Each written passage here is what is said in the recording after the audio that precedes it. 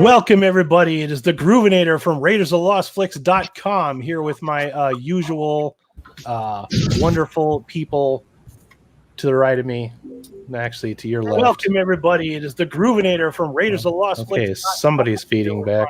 Usual not me. Wonderful people. Is that you, Pete? To the right of me. That's a negatory. Your left. Welcome, everybody. It is the Groovinator from RaidersOfLostFlicks.com. Okay, somebody's feeding back. Why am I feeding back? Oh Lord! That's not me. We are already derailed. Good Lord! So I thought the third movie was pretty good. Why am I feeding back? What?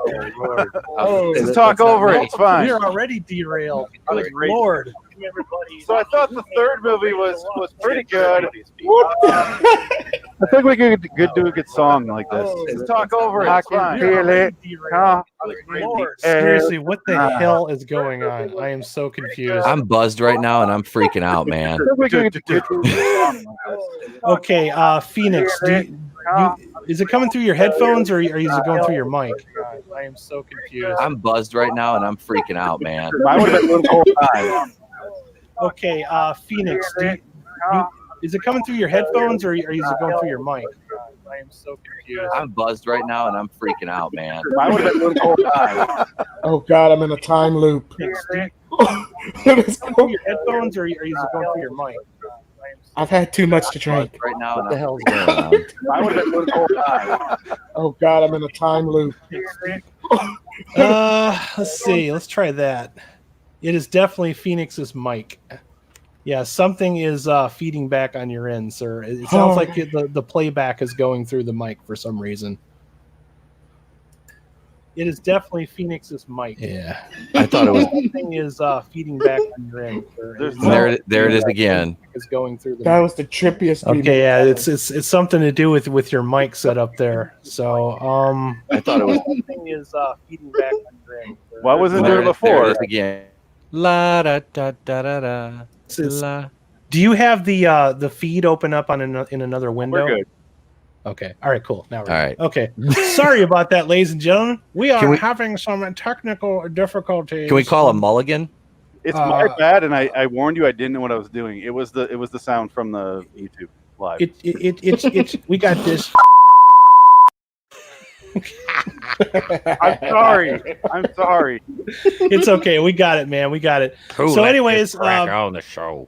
Before we get into it here, I just want to let you guys know that you guys didn't really like us talking about new movies, and that's okay. Hey, we're here to give you guys more of what you want. And, to some degree, especially after sitting through Doolittle, I realize that most movies that come out nowadays are dog shit anyway. So we're not going to waste your time with any more of that bullshit anymore. So tonight we're just going to talk about some really bad B movies that we saw on Tubi, YouTube, or whatever. Some people actually owned a couple of copies of this movie. Like I had a copy of Shark Vs Giant Octopus. Guilty. I could watch that on DVD. But yeah, my usual host back. I got Alex, Link7. Say hello, buddy. I'm still hungover from that last 3 minutes. That was a pretty rough 3 minutes. I'm sorry. Wait, is this Back to the Future 4? Am I Back to the Future? Oh God, I've had too much. Take it away, Pete. That jerk down below is my brother from another mother, Etep Kulian from the Place to Be Reviews. Finger guns, bitches. Etepo Kuid in the Place to Be Reviews, and I'm right here with all of yous on Friday night, Raiders of the Lost Flicks Live. I just had a really bad trip for a few minutes, but it's all right because we're going to get to talk about 80s boobs. Oh, yeah. Lots of 80s boobs. Oh, yeah. And then my special guest, I've been trying to get him on my show for a while now. I'm a big fan of his channel. I'm one of his patrons. Loitering in Wonderland. This is Phoenix West. Phoenix West, say hello. Introduce yourself. All that good stuff. Yeah, you've been trying to get me on for a little bit, and when you first brought up Bad Boys 3 and Dr. Doolittle, I was not on board, so I'm glad we're here with these ones, because I'd much rather watch shitty B movies of boobs. Oh, yeah. See? Shitty you, Raiders. And also, I wanted to let you guys know, before we start getting into it, we are actually going to do a watch party. It's been a while since we did one. Last one we did was the Magic Christmas Tree, and you guys will never let me live that one down. For how bad that was. I still think it's a wonderfully bad movie, but whatever. Oh, it is. It is. Part of that sentence was right. I can find the silver. I will lining watch it again one day. in the clouds. I will watch it again, but I'm gonna need a whole lot of substance. Yeah.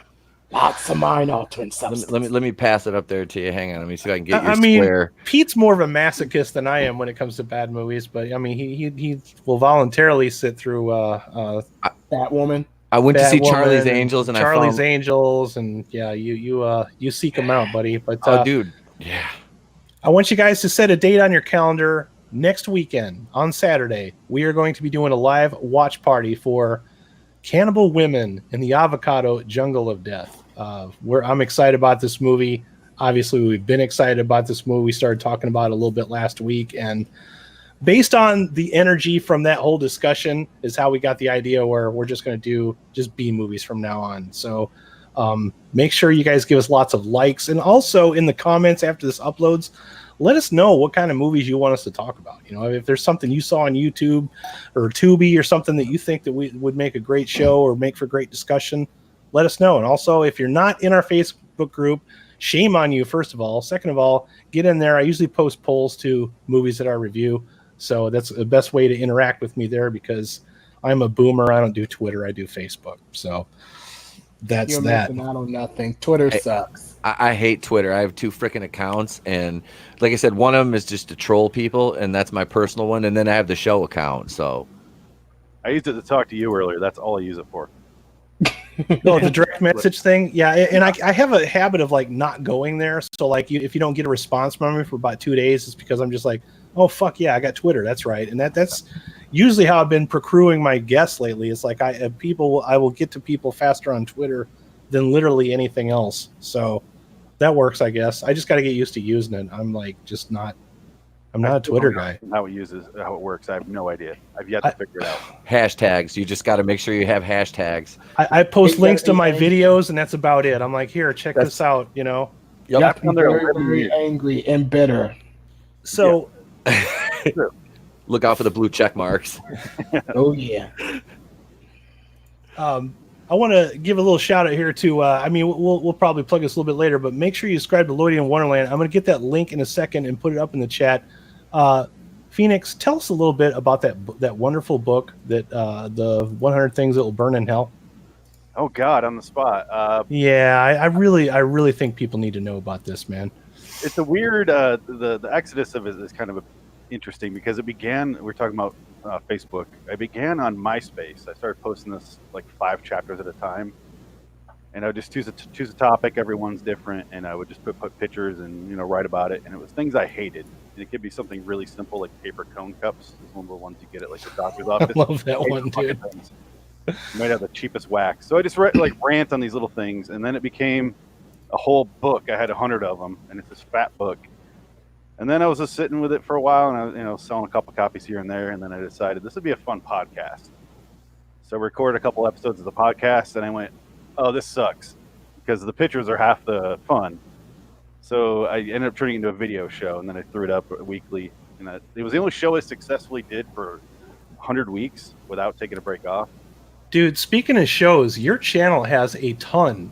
I mean, a ton of content. I'm still going through it. Like I just like between your podcasts and the B Movie Showdown and the Nick Cat. This guy, ladies and gentlemen, has a Nicolas Cage section on his YouTube channel. All right. What more do I need to tell you? All right. I could show you. He has a whole section for Nicolas Cage. I fucking love that man. You can never have too much Nicolas Cage. Never. No. Just like this that. Is what Nick we Cage need. We all need a Nicolas Cage mask. God damn it. That's what we need. Oh my God, that guy. He's going to be the color out of space. He's going to be in a H.P. Lovecraft movie directed by Richard Stanley. And I think that's coming out on Blu-ray, and I have to have that. It says 2019 on IMDb, but they're clearly not ready. Because I've been looking. I'm like on top of these movies with Cage, so I'm just waiting for it. I'm on the wait list, and it just keeps getting delayed on Blu-ray, just for like 6 months now. It's probably Richard Stanley. He doesn't work in a conventional manner. I mean, I'm just happy that he's directing anything. If you guys don't know who Richard Stanley is, he's the guy that directed Hardware. There's a great documentary, Lost Souls. Was it like The Decline of Richard Stanley, something like that, where he got fired off of Yeah, the one about how he got kicked off of Dr. Moreau, and I actually do have that movie. Just like, oh, what a fucking terrible movie! I remember seeing that movie in the '90s. I was in the Navy when that movie came out, and I remember seeing that when I was on leave or whatever. And I liked it at the time, but I realized that I was really fucked up when I saw it. Yeah, it's a garbage movie, dude. It has not aged well either. No, it wasn't good when it came out. Yeah, I was gonna say it was kind of shite when it came out, but dude, 80% of that movie is just Val Kilmer trolling. What's his name? Fucking the guy from The Godfather, Marlon Brando. He's trolling Marlon Brando through most of the fucking movie because those two hated each other. Because after I watched the documentary, I'm like, oh, this movie makes more fucking sense now. They literally cobbled together whatever was left of what they fucking shot. It's just And Marlon Brando refused to do any more scenes unless he had that little midget guy with him. So you have the scene in Austin Powers when he's playing the piano with Mini-Me is a ripoff of or a spoof of that movie because it's so odd. He's it's a creepy fucking scene. I'm like, first of all, where did you find this person? Second of all, what the fuck? Seriously? Yeah, he's got SPF 2000 on his face, and he's just white face, almost borderline racist. And he said, even though he's his own race, somehow magically becomes racist. But he's sitting there playing the piano. Bizarre. Is that a phone? Yeah, somebody's calling me, and I'm not answering it. The best part of that Island of Dr. Moreau was what we got out of South Park because we got Mephisto on South Park. Oh yes, yeah, it really was. This is my four-assed monkey. Come to my lab and see my four-assed mongoose. I believe he's still on the show. He is too. He's still. We took ears and put them on fish and made little bunny fish. Lone Wolf Gam, I assume this is one of your fans, the Fee Nicholas cast. Keg, I can't even pronounce that. Whatever it is, it sounds wonderful. I love it. But, I think he's mixing our two names together.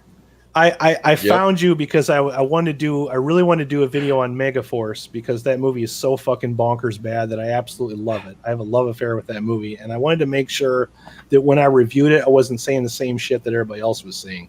Yeah. And I watched part of your review on it, and I had to sit down and watch the rest of it. And then I went back and watched the whole fucking thing with the commentary, and I'm like, this guy's watched a lot of fucking Mystery Science. I can tell he's really into it. I have all the way up here with Mystery Science. Show us the tattoo, dude. Show us the tattoo. On. Okay. Oh no. Okay. This guy. This is how into Mystery Science this guy is. Look at this. There it is, right there. Man. Fucking Satellite of Love, baby. Right there. That's hardcore fandom, right there. Yep. Then I have a Pearl Van. There you go. Got the Pearl Van and everything. So the Pearl Van. You would say prophylactic. You said prophylactic. Somewhere else. Yeah, I did say it. You did say that. Probably sitting on the Satellite of Love, but yeah, I laughed my ass off through that whole thing, dude. Then I subbed to your channel, and then once I got done doing the Megaforce video, which sounds like yours took way longer than mine because you riffed the whole movie. I just took parts of it and just for me, it took an entire weekend to make that one review because I was using clips and everything, and I wasn't very smart when I did it because I used music files, so I have all these fucking copyright claims on them now. But I just left it up anyway because I'm whatever, learning experience. It'll remind me, So, but it was a good time. But yeah, thank you so much for being on the show. I'm glad you finally hung out with us. So, also, and that brings me to my next point. Everybody on this channel watched the same 3 movies, so we're all going to talk about the same movies. We're not going to be reviewing the movies to each other anymore. We're going to be talking about the same movie that we saw in some facet. Some of us saw it not even a minute and a half before the fucking show started. I'm not going to say who, but which way am I going? That way. The important thing is he did what he was supposed to do on time, and I'm proud of him for doing so. So was it really on time? He was on time, baby.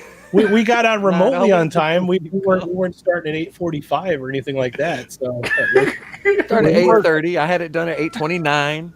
He was as late as I was, as long as I delayed the show by having that audio fuck up. That really frightened me. I thought I was caught in a fucking quantum flux or something. It's so obvious once you pointed it out. I'm like, oh yeah, it's right there. I had that too when I first started using the chat. It's if you have the chat in the open window, you just have to mute the chat and then you're fine. Mine feeds in and out. Like I have that mixer where just everything loops, and I was like, no, my mic didn't change, but then I realized you went live with the show. No, Flare X, you don't have to watch movies. Once we get done telling you about them, though, you're going to want to watch them. Oh, yeah. I was talking about the people in the cast. We all watch the movies, and we're going to be talking about those. So 2 out of 3 of them. Anyways, Phoenix told me today, he says, one of these movies I hate that I had to watch it. So would you please tell me which movie that was? And that's the first one that we're going to cover. We're going to get that one out of the way first. Oh, yeah. It was the first one I watched today. I watched them in the order I thought I would like them, and I ended up being exactly right. The reason I hated it is because when I was in film school, I went to LA Film School, and right down the road, I got a part-time job at Asylum Films. So for a couple months or a few months, magical. like every third day, I go there and work on their shitty scripts and sort their shitty mail. And a couple guys named Dave that ran it. One of them's a dick. One of them's awesome. But Mega Shark versus Giant Octopus. Oh, I hated that movie. I hated it. I hated it because I can't. Am I supposed to describe this movie? Because I'll be honest. I'm just happy that this is the one that you hated because I was realizing that like when this movie first came out, this was when Asylum was like kind of like unheard of. Like they were doing the whole mockbusters or whatever the fuck it is that they call it now, like the general public and Atlantic Rim. Atlantic Rim. I actually used a clip of that in one of my videos because I was doing my Godzilla review and I'm like, you know what I hate? Fucking monster movies when all the actors in the movie are talking to a TV screen for the entire fucking set. This movie has the same set, Atlantic Rim. It's the same shit, and I'm realizing that it's like that's the one thing that makes me mad. It's like box you're in, and they have felt keyboard. It's clearly felt, and she's like, "Can you open up the thing?" And he's like, and you can see the whole thing go, like move. She's holding a fucking like a joystick. Like, here's the joystick. It may as well be a fucking candy bar, right? It's not even touching anything. You don't even see the back of the fucking submarine. I'm like, it's when this movie came out, Mega Shark versus Giant Octopus, I actually liked it, but I drank a lot back then. And I think that, with anything, everything's better with alcohol. But I mean, there wasn't so many of these. Now they got their own fucking channel. They got the Sci-Fi channel. Like, Asylum is the Sci-Fi channel's bitch. They are. And that's pretty much what this movie reminded me when I watched it. I was like, the other two seemed like funny, quirky, bad movies. I was like, this one seemed like a Siffy movie. But in the time before Siffy became Asylum's bitch or vice versa, like this was like kind of a cool thing because it's like, okay, it almost takes itself seriously, but clearly they don't. It's low budget, but it almost looks like they're trying. Watching it now, no, it's not held up well at all. And I don't like it as much now as I did when I bought it. Does that make sense? Right? Like I out of the 3 movies we watched, like I had instant regret after watching it, Is this the one you assume I would hate?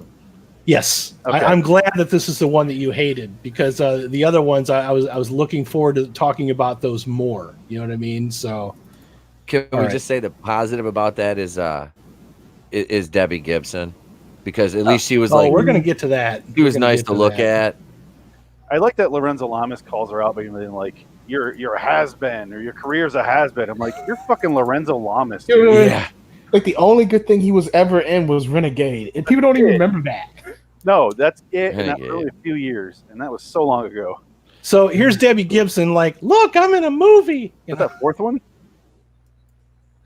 Oh, wait, let me. Is that from Playboy? Here. Oh, I'm gonna pull up the Playboy one here. Hold on. Giggity. I want to see the one with the Asian guy on the beach. All right. This just instantly made that movie better. Oh, did it? Did it though? Really? Did it really? Because this isn't actually in the movie. That's the problem. And that's why it's better. Yeah.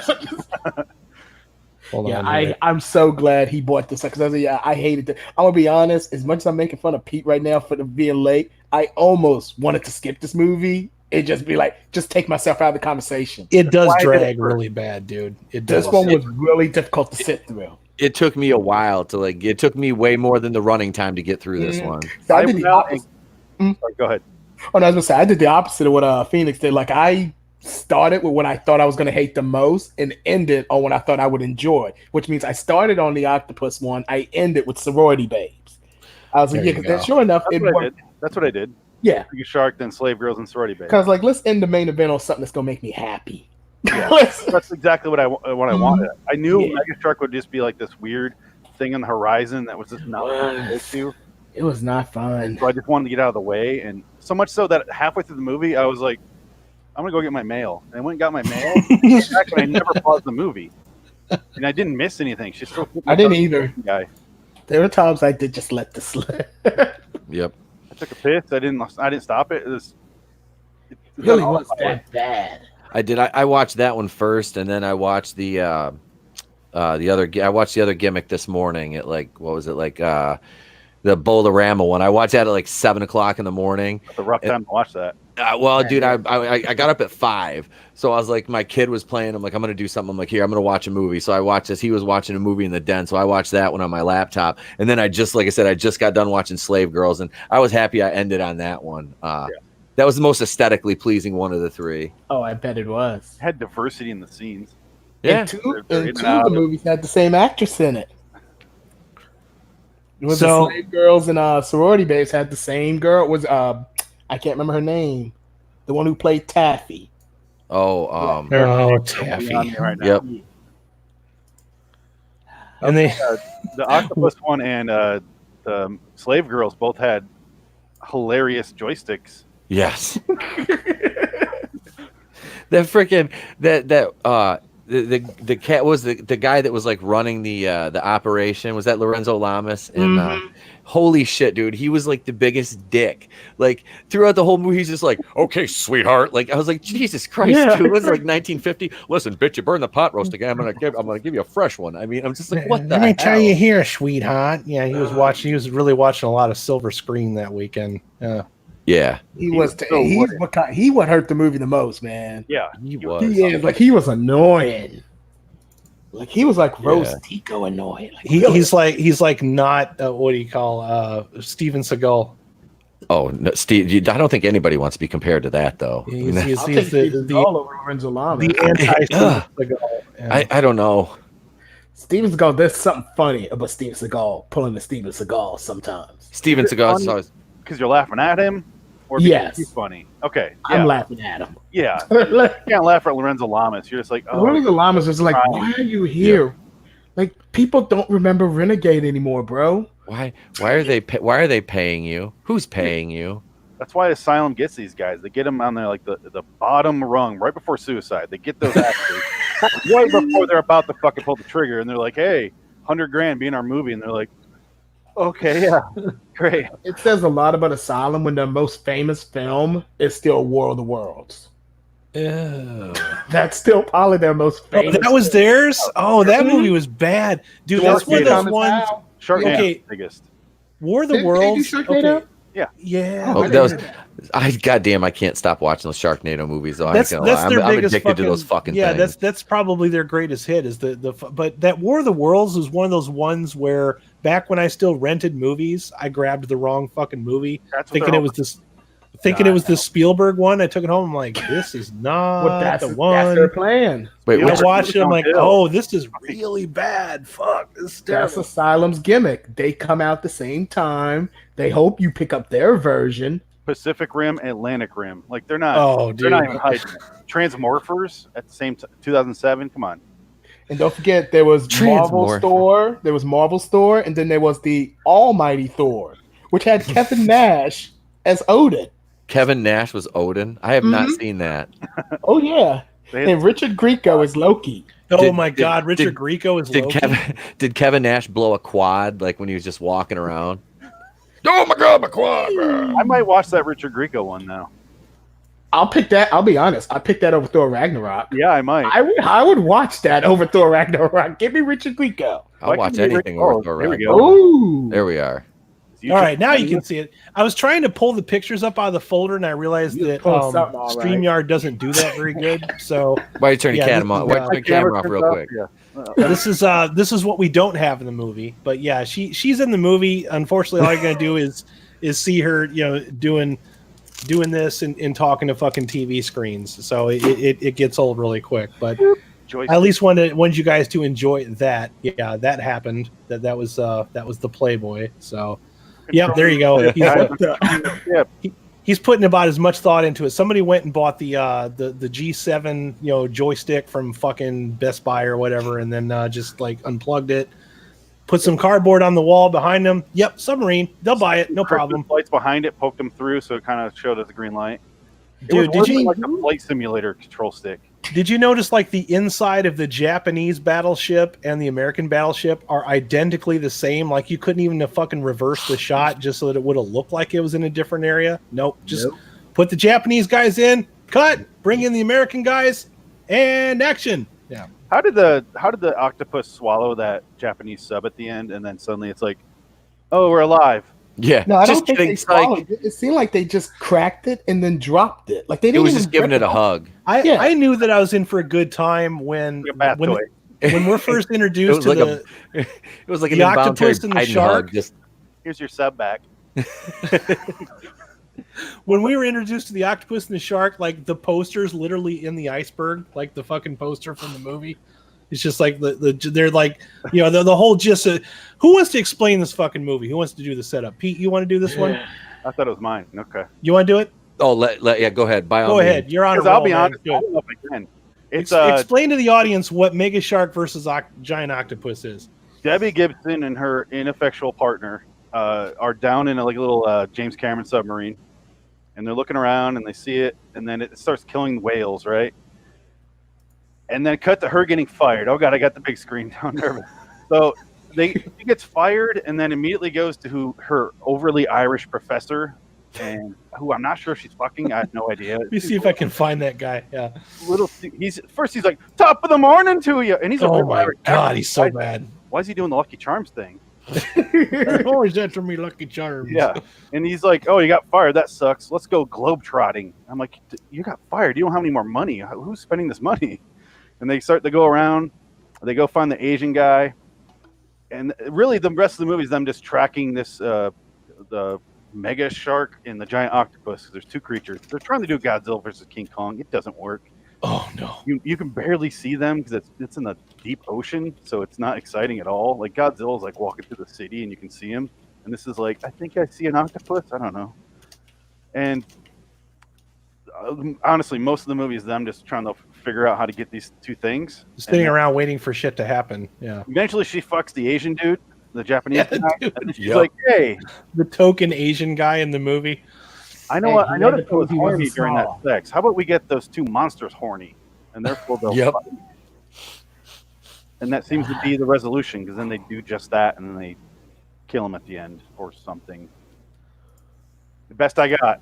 I think they killed each other. If it's because towards the end of it is where it really starts to lose me. Because like at one point they're doing the they got a group of submarines, and then the octopus is kind of swatting the submarines away like they're just like confetti. And I'm like, okay, Kong perhaps. Yeah, that was like Kong Skull Island with the choppers in the beginning. Yeah, but it doesn't work because it's underwater. So things like It's slowly drifted away. Shit. Here's the Irish guy. No. Okay, this guy. Yeah, I don't know what was going on with him. Hey, it's Patches O'Houlihan.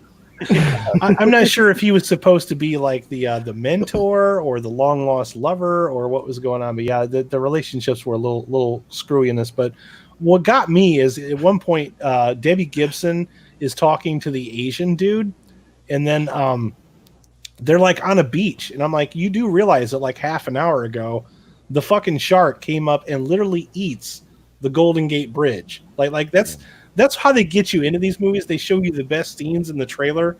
It's like, I love that scene where the shark comes up out of the ocean and eats the fucking Concorde jet that's flying. I was just going to say that. I was like, he's looking out the fucking window and he just goes, "Oh shit!" Yeah. Oh shit! They ate me. A fucking shark ate me. I was 10,000 feet in the fucking air. This is like when did Samuel Jackson get on this plane? Yeah. I'm sick of these sharks eating these motherfucking planes. Like, well, really? you get $1 million, you can get him in there because I heard that's like his flat rate. So He never turns a role down though, dude. That's why he's like the highest paid actor in the history of like film because I don't think he's ever turned a role down. Look, he was in on the show. I'm still waiting for him. He was in Unicorn. He was in Unicorn Store, bro. He was in Unicorn Store. That's all I'm gonna fucking say. He doesn't And very he's well in against Captain Shark. Marvel. Yeah, he was in. I don't know what's worse, Captain Marvel or freaking Unicorn Store. Captain Marvel. Probably. I don't know. We didn't have to see your feet in Captain Marvel. Yeah, but we could. There was some fun to be had at Unicorn Store. There was. We watched her kidnap that young boy. Mm-hmm. There's no fun in Captain Marvel. Stalking him in the hardware store. Captain Marvel is where fun comes to die. It's like my inbox with forwards. Bitches, they die there. I'm never forwarding those. They stop. Mm-hmm. If you're a real bro, I'm sorry, man. I guess I'm not then because I'm not forwarding this shit. Like, please share it. Nope. Nope. Like, ooh, it looks like a fun Facebook game. Ooh, it's fun. Well, make sure you share it. And I stopped caring. Yep. You made me stop carrying it. Please share this with 10. No. So ain't nobody got time for that. Hey, let me post this meme though. I spent a half hour making. Here we go. All right, I got it. I'll say this about the movie. Yeah. What kind of person would want to just watch people staring at a screen for 2 hours? Oh, All the Asylum movies ever made. Yeah. So you All don't the get it, do Asylum you? movies ever made. No, I it took me a few minutes to realize the formula in my sobriety that is the Asylum formula. Have some really bad CGI, has some fucking low-level has-been actors that, like Phoenix said, are like just one step above suicide, at the end of their career. And have them talking to monitors to drive the plot of the movie. And they did a little bit of that in that last Godzilla movie. They were doing that. They were doing that on the fucking No, X-Chip. man, I'm talking about us. coming soon to Asylum. Coming soon to Asylum. Chris Hemsworth.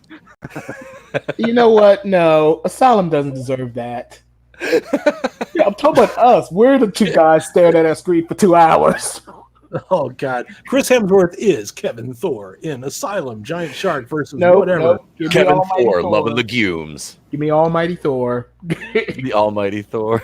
But I like the scene right here. Like the guy's just on a jet. There's lightning, and nobody's like, okay, fasten your seatbelts or any of that kind of shit. And then all of a sudden, he just looks out the window, sees this fucking shark coming at the window, and then it bites the plane in half and goes back down into the water again. This So was when I was getting my mail. I didn't see this scene. that was the best part of the freaking movie. In Now I'm fact, mad. this clip I could probably play and not get a fucking strike for because I've used this in a video before. So I'm going to go ahead and do that. I've shown an entire Asylum movie on here before on YouTube and not gotten a flag. You probably you could. went I don't there. think they're as hardcore as like say Warner Brothers or Jesus, Universal. yeah. It's like I show 40 seconds of Batwoman and they're like, copyright claim. Dude, you just Well, say that's what I'm Batwoman and you saying. get a copyright Yeah. claim because they're out to get you, Pete. if for if sure. I say Ruby Rose 3 times, she better show up on my lap.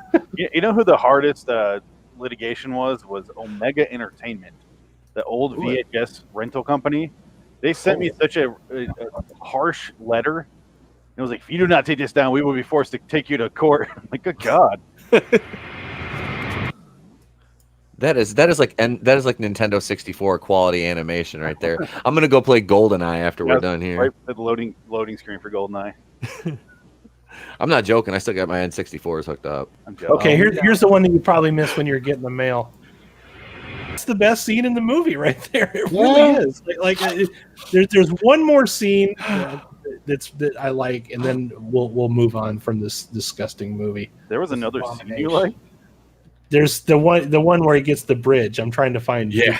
just the bridge sequence though. Let me see Can't watch here. the animals getting horny. Yeah, that was. Horny. Oh, what if we use pheromones?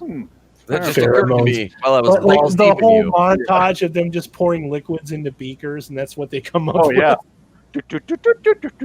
And it's a montage. You're like, Montage. we watched a couple episodes of CSI. We got this, The Irish guy pouring red liquid in there, and she's like, all excited. Yeah, like, what are you doing? Oh, great. here we go. God. I hate this movie. I'm so mad you made me watch it. Sorry. I like B movies, but I don't like when they're pretend B movies. This ain't a B movie, man. This is a Z movie. I was gonna say this is like a bottom of the barrel movie. They pretend they can make B movies, but they just make shitty movies on purpose. Just to no, it's a factory. I was gonna say a B movie would be actual Pacific Rim, not Atlantic Rim, but Pacific Rim. So Atlantic Rim is definitely a C movie. Yeah, I'm telling you, if anybody has ever seen Bloody Jack, it was about the same level as this one was. The actors were running around in the daylight pretending it was dark and like not even trying to hide that shit. It was like they had flashlights and shit. I'm like, oh, you poor bastards. Where did they get you? Outside a truck stop? I mean. Okay. Here we go. All right. So I missed this scene too. I saw this one. There he is. Yep.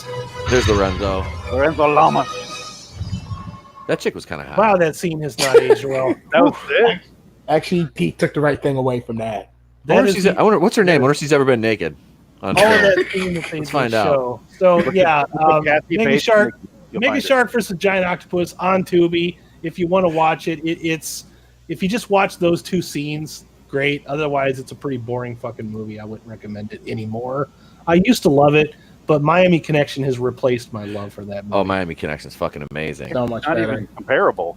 No. Yeah. Well, I didn't know when I saw Mega Shark vs Giant Octopus. I was just starting to get into bad fucking movies, like collecting them and everything. My tastes have changed since then. So like Miami Connection is like the litmus test by which I might measure all bad movies. Like that movie, no matter how bad of a day I'm having, man, it fucking like makes my day better. Like if I'm having a really shitty day, I put that on either with or without the riff tracks. Don't fucking care. I'm always in a better mood when I get done watching that movie. I watched that a lot during Christmas. Okay, let's just say that. We had people over that one night. We were all having drinks, and they're like, "Oh, put on a movie." So I put Miami Connection on. Everybody was like, "Turn this fucking shit off." Like within like 5 minutes, I'm like, "This is fucking." You're not. We got to like the ninja scene. They're like, "Are you fucking?" I'm like, "No, come on, we got to watch this." Like, no.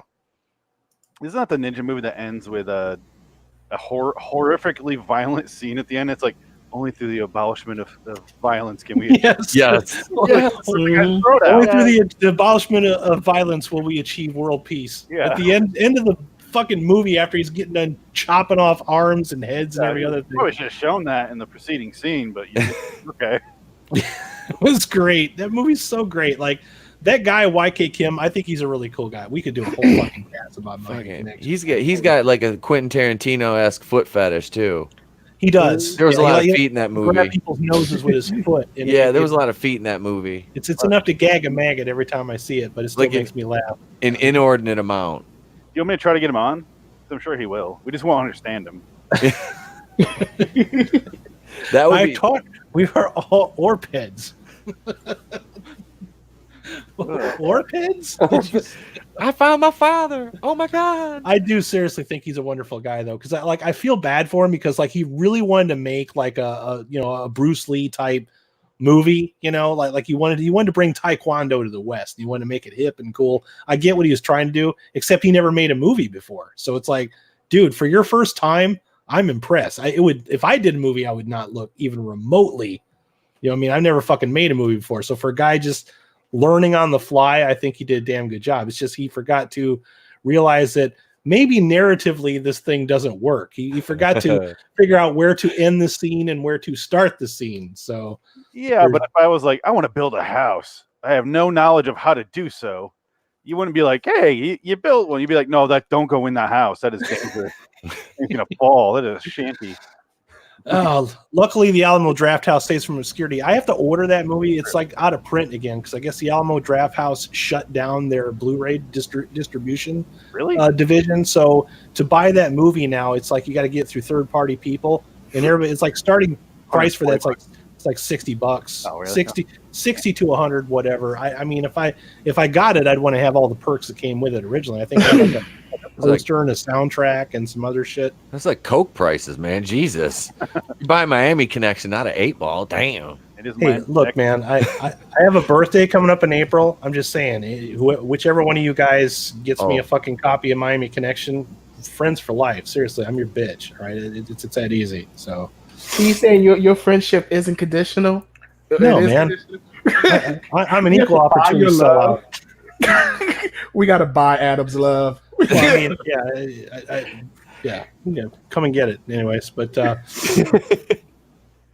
Come and get your love. So I used to have a subscription to Full Moon, and then once I discovered Tubi, I canceled it because I realized I can get the same shitty movies that Full Moon's been playing for the last I don't know how many years Can you for tell free. me what Tubi is? What's that? Can you tell me what Tubi is? Because you sent me the links, and I was like, nope. Alex, why don't you explain to him what I Tubi went is? and bought the movies. It's just a video service, kind of like It's an app, Netflix, yeah. except the movie it's free.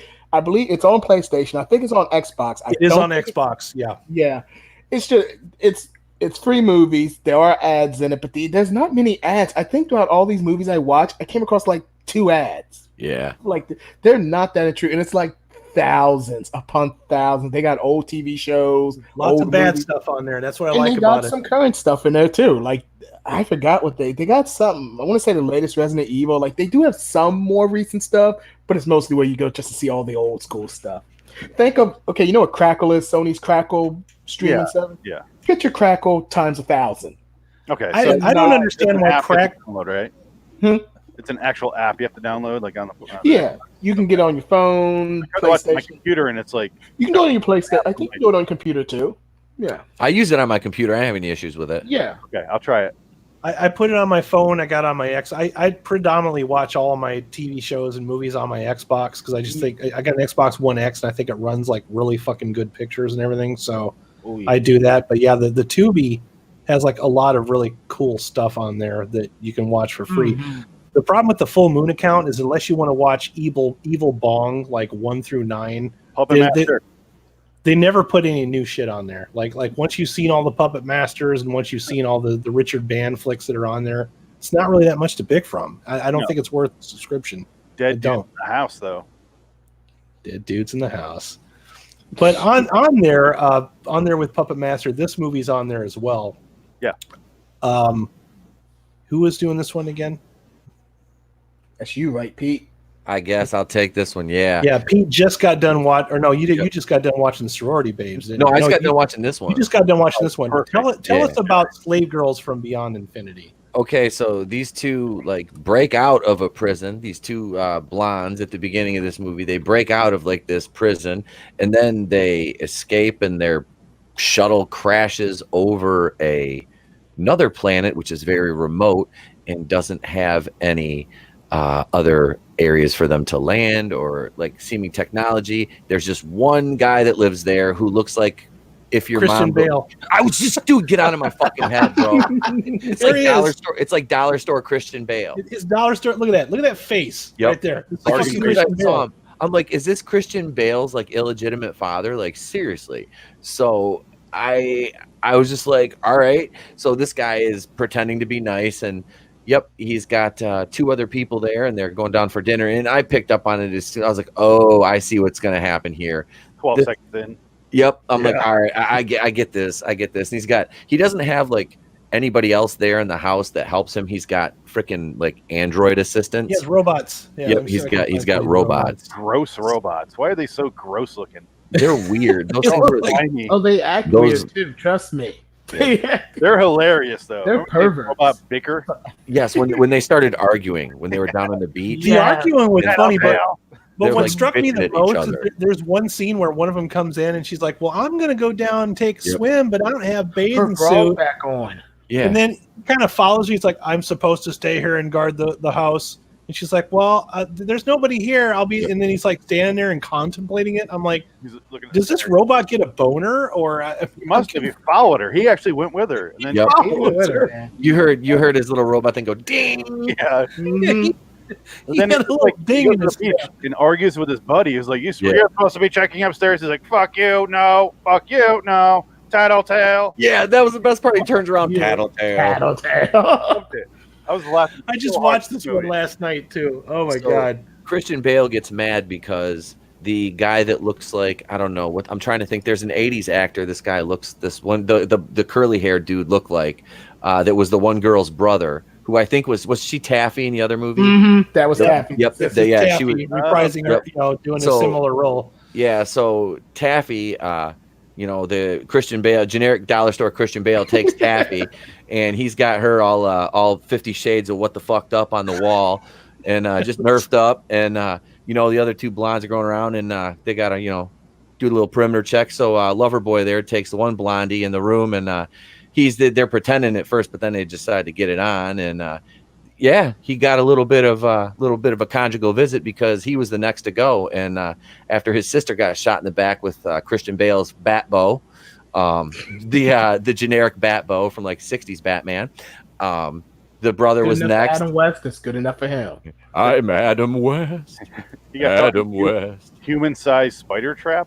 What was that? Yeah. I was kind of hoping that would have a payoff later. I'm like, are we going to have us a creature in this movie too? And when he got set up, they didn't follow through though.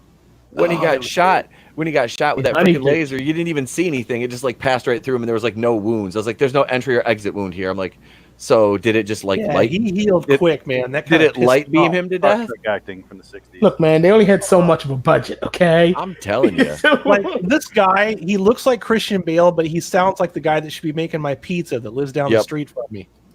Oh yeah, that looks like the scene from American Psycho when he's pointing at the mirror. Like yes.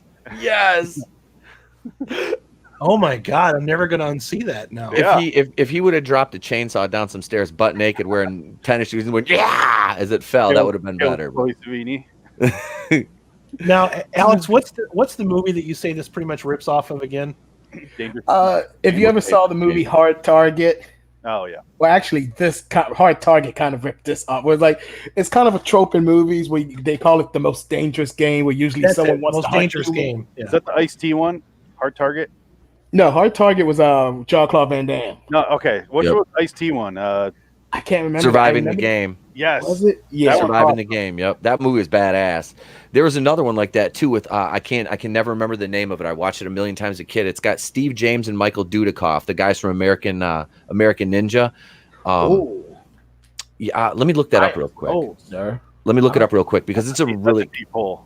It's a kick. I love the American Ninja series. Yeah. Me too. God, those movies are awesome. Look at this Christian Bale face, though. He's like playing this instrument, and like this perfect keyboard background is going, and he's just kind of like so there's insinuating that that's the noise that he's making as he like waves this little wand over this alien. What the fuck is going on in that scene? I don't know, man. It's like Christian Bale and Sam Rockwell a little bit there. A little bit, yeah. He's definitely got that American Psycho. What I'm guessing with this one is like they had like a castle set for sale, like for use over a weekend that nobody was using, and probably Charles Band or whoever directed this piece of shit said, "Hey, can we borrow that?" And then they had some robots from another movie, and they just kind of squashed them together. Wrote the script over the weekend. Let's get our usual bombshells back in here. Put them in some skimpy clothes. Movie. I thought they took over the Princess Bride set. It could be. It could very well be around the same time. It's either the Princess Bride or Robin Hood Men in Tights. One of those two. That was like 6 years. Now I'm looking at that and I'm seeing Humperdinck. Was it Humperdinck, the villain from Princess Bride? Humperdinck? Did you say Humperdinck? Yeah. Hey, I said Humperdinck. Get your mind out together. It sounded like you said Humperdinck. I'm sorry. That's what the fuck it sounded like when you said you pervert. You're a pervert. You're the one that said it. This ain't for kids, man. I will fucking mail you anthrax. I swear to God. Avenging Force was the name of that movie. 1986. Avenging Force. Okay. Avenging Force. Steve James and Michael Dudikoff. Awesome. Is that one of the canon films? That sounds familiar. I think. Let me see. Let me look it up here. Mega. View production. Phoenix, are you into canon films? Like the oh god, I fucking love those movies. I'm trying to collect all of them. IMDb won't show me unless I'm a member. I got a really. If you go to the bottom, it should show you. Oh, okay. I got a really kick-ass canon DVD set. There it is. Let's see. Box office. Production. Canon. Yep, that's a Golden Globus. Baby. I knew it. It's a Golden Globus. Those guys are my fucking heroes. I swear. Dude, to God. you should. I'm starting to. I'm going to start working on our the Place to Be Reviews cinematic universe timeline and setting up the. I'm going to make little thumbnails for every movie. Oh yeah, we have our own. We have a little fucking. So Phoenix, just so you know what's going on, Pete and I have a show on his channel, and pretty much every week we kind of accidentally make up a new movie, and then he just writes them down. And then one of these days when we become famous, we're going to just start our own canon film group and make all these shit movies. Is that what you were talking about before we started actually airing? Okay, that's kind of what we were talking about. Yeah, we come up with better ideas than Hollywood puts $175 million budget. I don't know. I don't know. I mean, Doolittle got made for 175 million, and I'm still scratching my head trying to figure out. Robert Downey got 35 probably. Robert Downey Jr. probably got at least 150 of it. Charlie's Angels 2019. That's all I'm gonna say. Charlie's fucking Angels got made, and so did Black Christmas. So why you gonna bring that up? There was a Black Christmas that came out in 2019, and it's one of the worst movies I've ever seen in my entire life. It's definitely the worst movie. Is it a remake or just? It is a remake only in the fact that it does take place on a college. Other than that, no, it's a reboot, and it's all men consume this black goo that turns them into rapists. They have like a magical rape goo that There's a Twilight Zone episode about that in the new season. It's probably where this shit came from. It probably came from that. Yeah, they exist in the same universe. It is written for Twitter people. That's all I'm gonna say. Yeah, it's Twilight Zone then 2019. That's my other show I do is Twilight Zone review. It's awful, but that sounds a lot like it. That's Jordan Peele's doing that, right? Yeah. How can it be bad? Jordan Peele's doing it. Jordan Peele's great. I love Jordan. He is. But I was kind of being sarcastic because I didn't really see. That's why I was like, "Are you being sarcastic?" Yeah. I like Jordan Peele's movie. Yeah, I just I like Jordan Peele's movie. So I was like, "Are they being sarcastic?" The Twilight Zone didn't need to be remade though. I've heard. I haven't seen Twilight Zone. I've had everyone tell me that one was terrible. It just didn't need to be remade. Now that it's here, I'm like, okay, do something good with it. You had 10 episodes. 5 of them are good. 5 of them are absolute dog shit. So I'm like, all right, balls in your court, Peele. Don't fuck it up. So they just get through the first season of that then? Yeah, it's rough. In the last episode of it, you're kind of like, oh, are they aware they made a shitty show? Like, if you watch the last episode, you'll be like, oh, I think they know now. This show has gained self-awareness. It's mind fuck. It's getting very meta at the end. They literally meet Rod Serling in CG, and Rod Serling into the Twilight Zone, the writer of the show into the Twilight Zone. So you're like, I'm outraged. Am I outraged? What the fuck am I watching? I have no idea. Yeah, I don't know how I feel about this. It's bizarre. But sorry, I didn't mean to sidetrack us there. No, that's cool because we just recently watched all the Twilight Zone on New Year's Eve. They always play that shit like marathon it all day on TV or something. And plus it's on Netflix and Hulu. Well, we just logged it because they were showing it on Amazon Prime, and then fucking CBS All Access stole it. So we're like, all right, well, fuck you. We'll log into Netflix and watch it then. So go check out LAW the Twilight Zone review on iTunes. Definitely gonna check that out. Pitch for myself here. No, do it, dude. We pitch our stuff on here all the time. Yeah. But yeah, I kind of like this movie. I like the fact that it's for the budget that it has, it's almost competently made. Like there's like they really thought it through. There's like a setup and a payoff and a setup and a payoff, and they don't like leave anything unturned.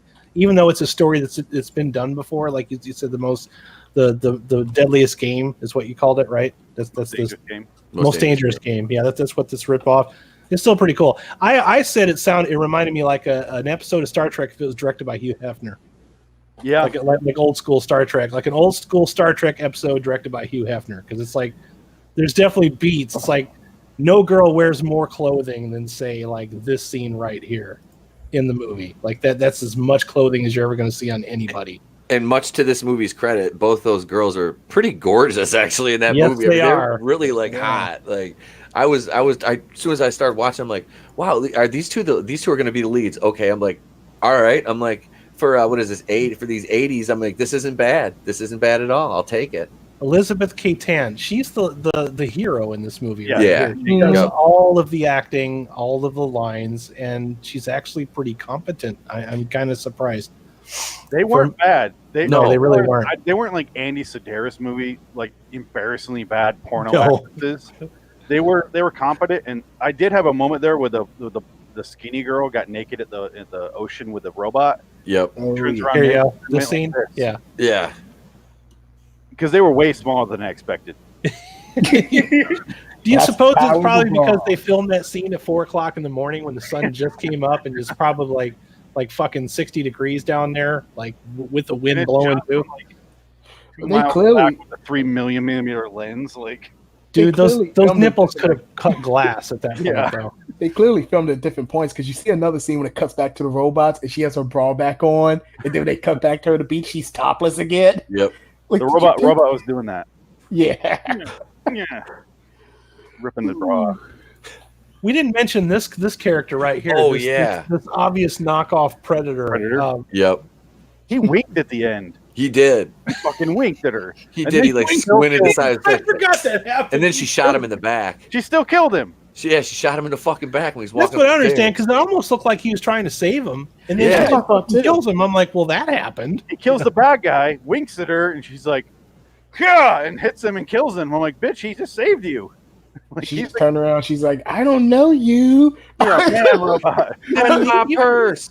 Yeah, even at that point, it's like a friend of, or an enemy of my enemy is my friend. I was confused. She's like, I'm taking no chances. I like how quick when they were in that cave, they slit them. What are them zombies or whatever? They slit their throats. Oh yeah, the cave Jesus. zombies.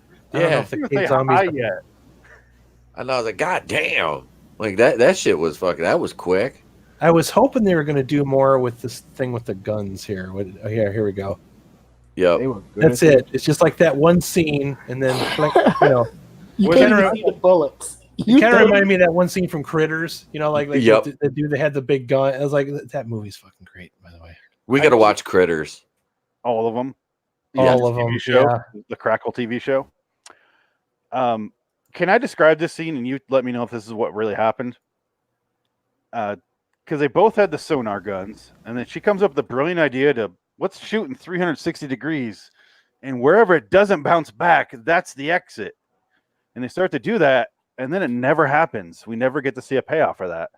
That was the one that they didn't pay off. Yeah, it's like they were trying to use Star Trek logic when they made the show, but they did realize that they forgot a couple of things. Yeah, it made me go, did I watch that scene wrong? That's what happened, right? That's what they said. Yeah, I just watched this last night. That's exactly what she said. She's like, well, we'll do a 360 degree angle. They don't really show what comes out of the gun. You just hear like some noises. Yeah, see a little bit of smoke, and then quickly flash to the next scene because we don't have a budget. So that's where they got the ideas for the guns for Pixels. Oh God, Pixels! Dude. I love that movie. It's funny as hell. I hate what they did to Q*bert. That was the only thing I didn't like was what they did to Q*bert. Yeah, hot. Fucking yeah. I do not want to picture Q*bert, lovable little video game character, sucking some fat nerd's the dick. I do. But that Ashley Benson chick that played Lady Lisa is a smoke show. She was badass looking. Big mouth. I can't look at that big nose and that big mouth. I can't look at it anymore without realizing what Adam Sandler did to it. You just hear like sucking noises when you see Q*bert now. Oh, that was Josh Gad. Josh Gad was plowing Q*bert. Oh yeah. Oh, don't say it like that. Josh Gad was all up in that Q*bert. He's all up in that nose. Try jumping on a square now, Q*bert. I can't jump anymore. He was jumping on a square, all right. Adam Sandler, you stay the hell away from Kirby. You hear me? You stay away from Kirby. All of our sexy video game creatures, stay away from the large mouse. You sick fuck. Is that what he's going to do if he doesn't win the Oscar? He did threaten to make the worst movie ever. Is that going to be the...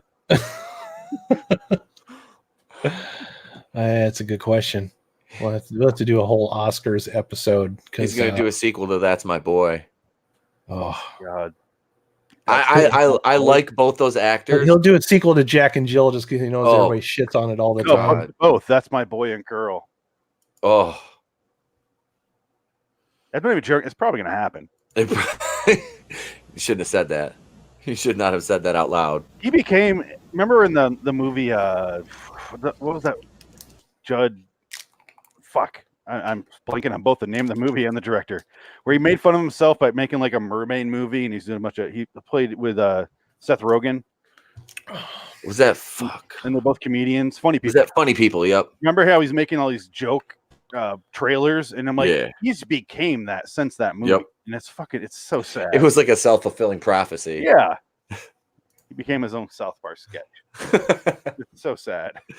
This summer, Rob Schneider and Adam Sandler star in A Carrot. That's my favorite one. Shout out to Frank Rivet wherever you are. Yep.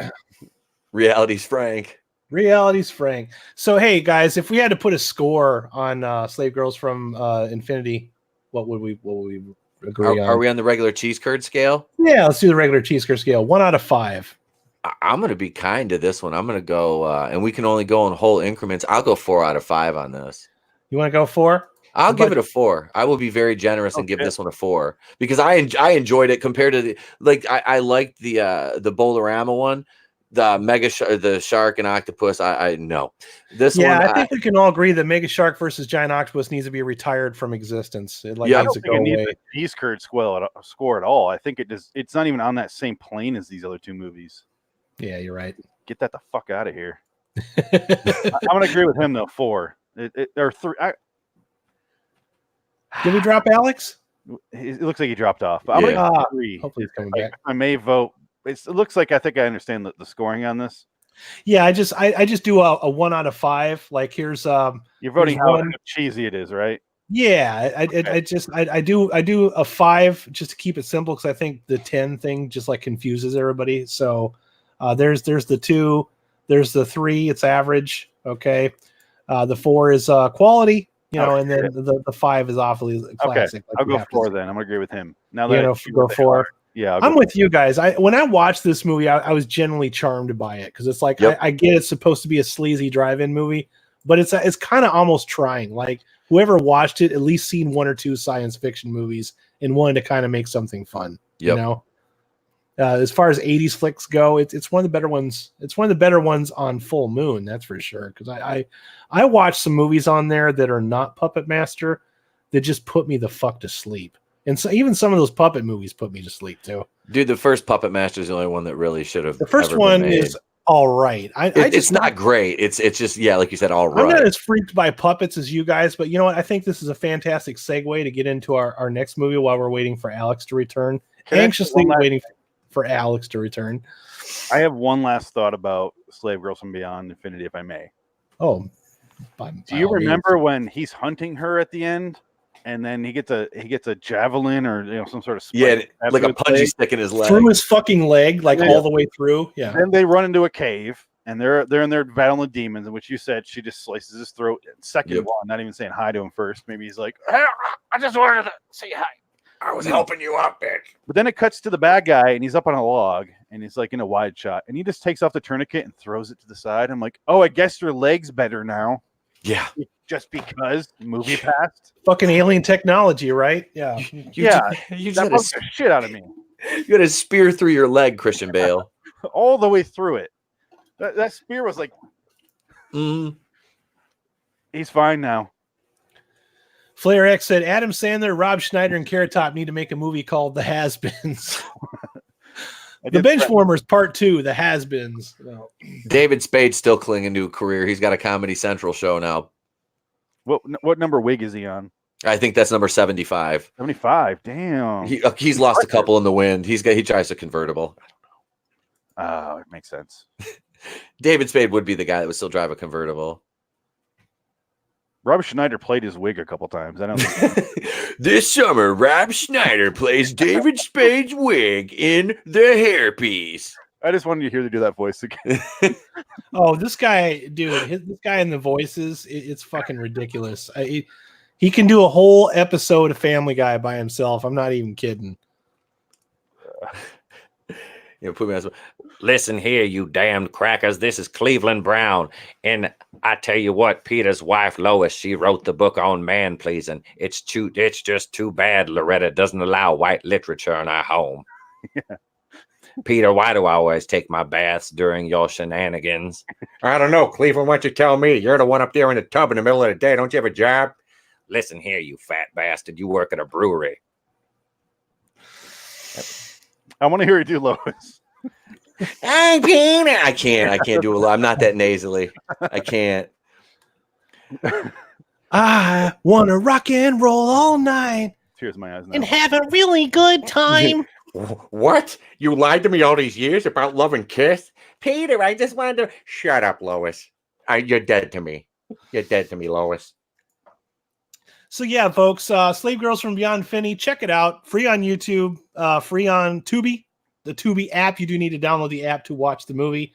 Tubi is exactly like Netflix, except it has ads, but they're not all that intrusive. I wasn't annoyed by it, so I enjoyed it. It was a good time. This. I got to the page after I clicked on your link, and I go, download app. Nope. And I went over. I already had some movies. Yeah, the octopus one was free on Prime, and then I paid $3 to watch this movie, Slave Girls. Oh, Slave Girls. All right. I'm only up $3. Not bad for $3. No, There's a lot worse things you could spend $3 on. No, I didn't feel that bad because if I had to pay $3 for Mega Shark, I would have sat here the whole time being like, "Yeah, I told you." I'm never coming back on your show ever again. Fuck you. I had to pay to watch Mega Shark. Fuck. Back. Hey, welcome back, Alex. I don't know what happened there. My internet connection just kind of went weird for a second. I had to reboot it. We started all. It's probably the fucking Mega Shark bit your fucking Ethernet cable in half. And I missed this. Goddamn Asylum. The golden joystick. Hang on. Fuck you, Asylum. Thanks for ruining Christmas, you bastards. Let's steer over to the other movie. The third one. Yep. Hang on. Sorority just in Babe. time. Ugh. Speaking of which, you're There's a shark. You're a fan of Miami Connection. We do this one a lot. Oh my god! Oh my god! Oh my god! Oh my god! Letter from my dad. I found my father. I fucking love that movie so much. Oh my god. Give me the letter back. All right, going on to the next We movie. were all Orpets. I'm gonna start wearing my shirts up to here, like he does. All of their shirts are just right below the nipple. Did people really dress like that in the 80s? I mean, I was born in 1980, but Yes. We're planning. Oh, videos. Apparently they did. I'm gonna go ahead and share this on live, but we're actually planning to do a Miami Connection watch party, and we're all gonna wear our fucking Dragon Sound T-shirts, the fucking red one like they wear. You can get one off Amazon right now. I think the turnaround's like about a week. You gotta But, fight the ninja. Alex has got one. I'm gonna order one probably as soon as this fucking stream's over. Pete's gonna get one. Yeah, we got a riff Miami Connection. I fucking love that movie. Yep. So much. Oh. I was just thinking about short shirts. It reminded me of a sleepaway camp when every single character in that movie is nipples hanging out. Even the guy.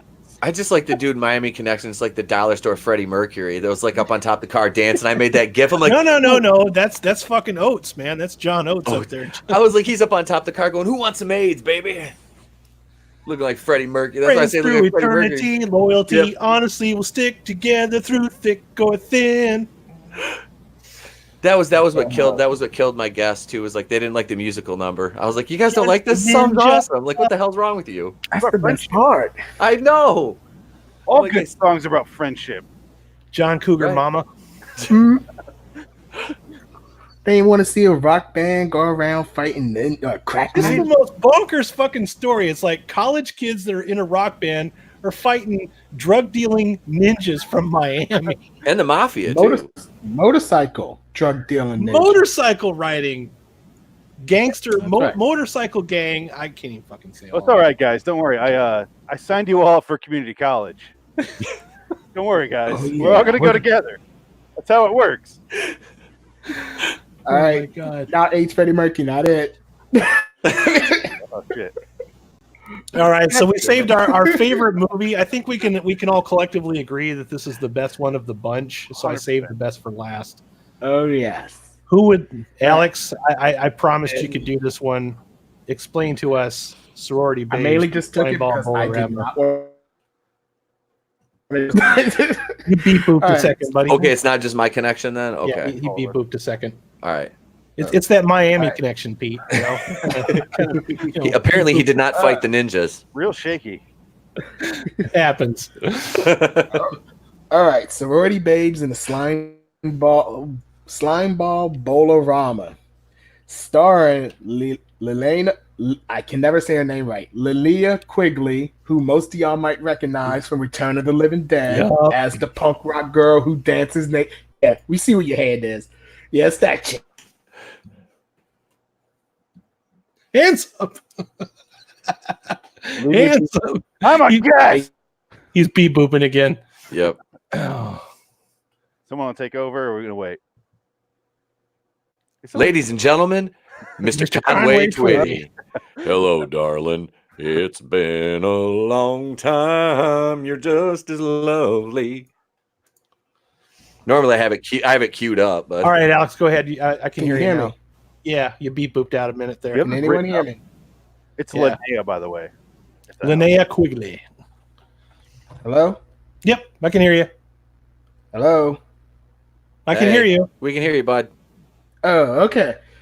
If I cut off, let me know because something's wrong with my internet here. I don't know how much longer I got. Do not Anyway. wait this time.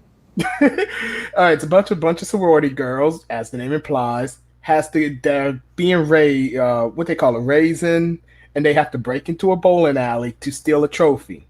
Now they also do it with a bunch of they never quite say if they're college kids or high school kids. I get the feeling they're high school kids. College kids trying to pledge into a sorority. Yeah, these are all college kids. Either way, these kids are like the biggest perverts in the history of perverts. Like they're watching the girls get spanked for the ritual, and outside the window, okay, it's perverted. But wait, is that frowned upon or something? Because I would totally no, that part's not frowned upon. But then it's like we want to really see. Yeah, we want to really see it. Let's go inside the house. It was the breaking and entering that was creepy. Yeah, that crosses into creeper territory.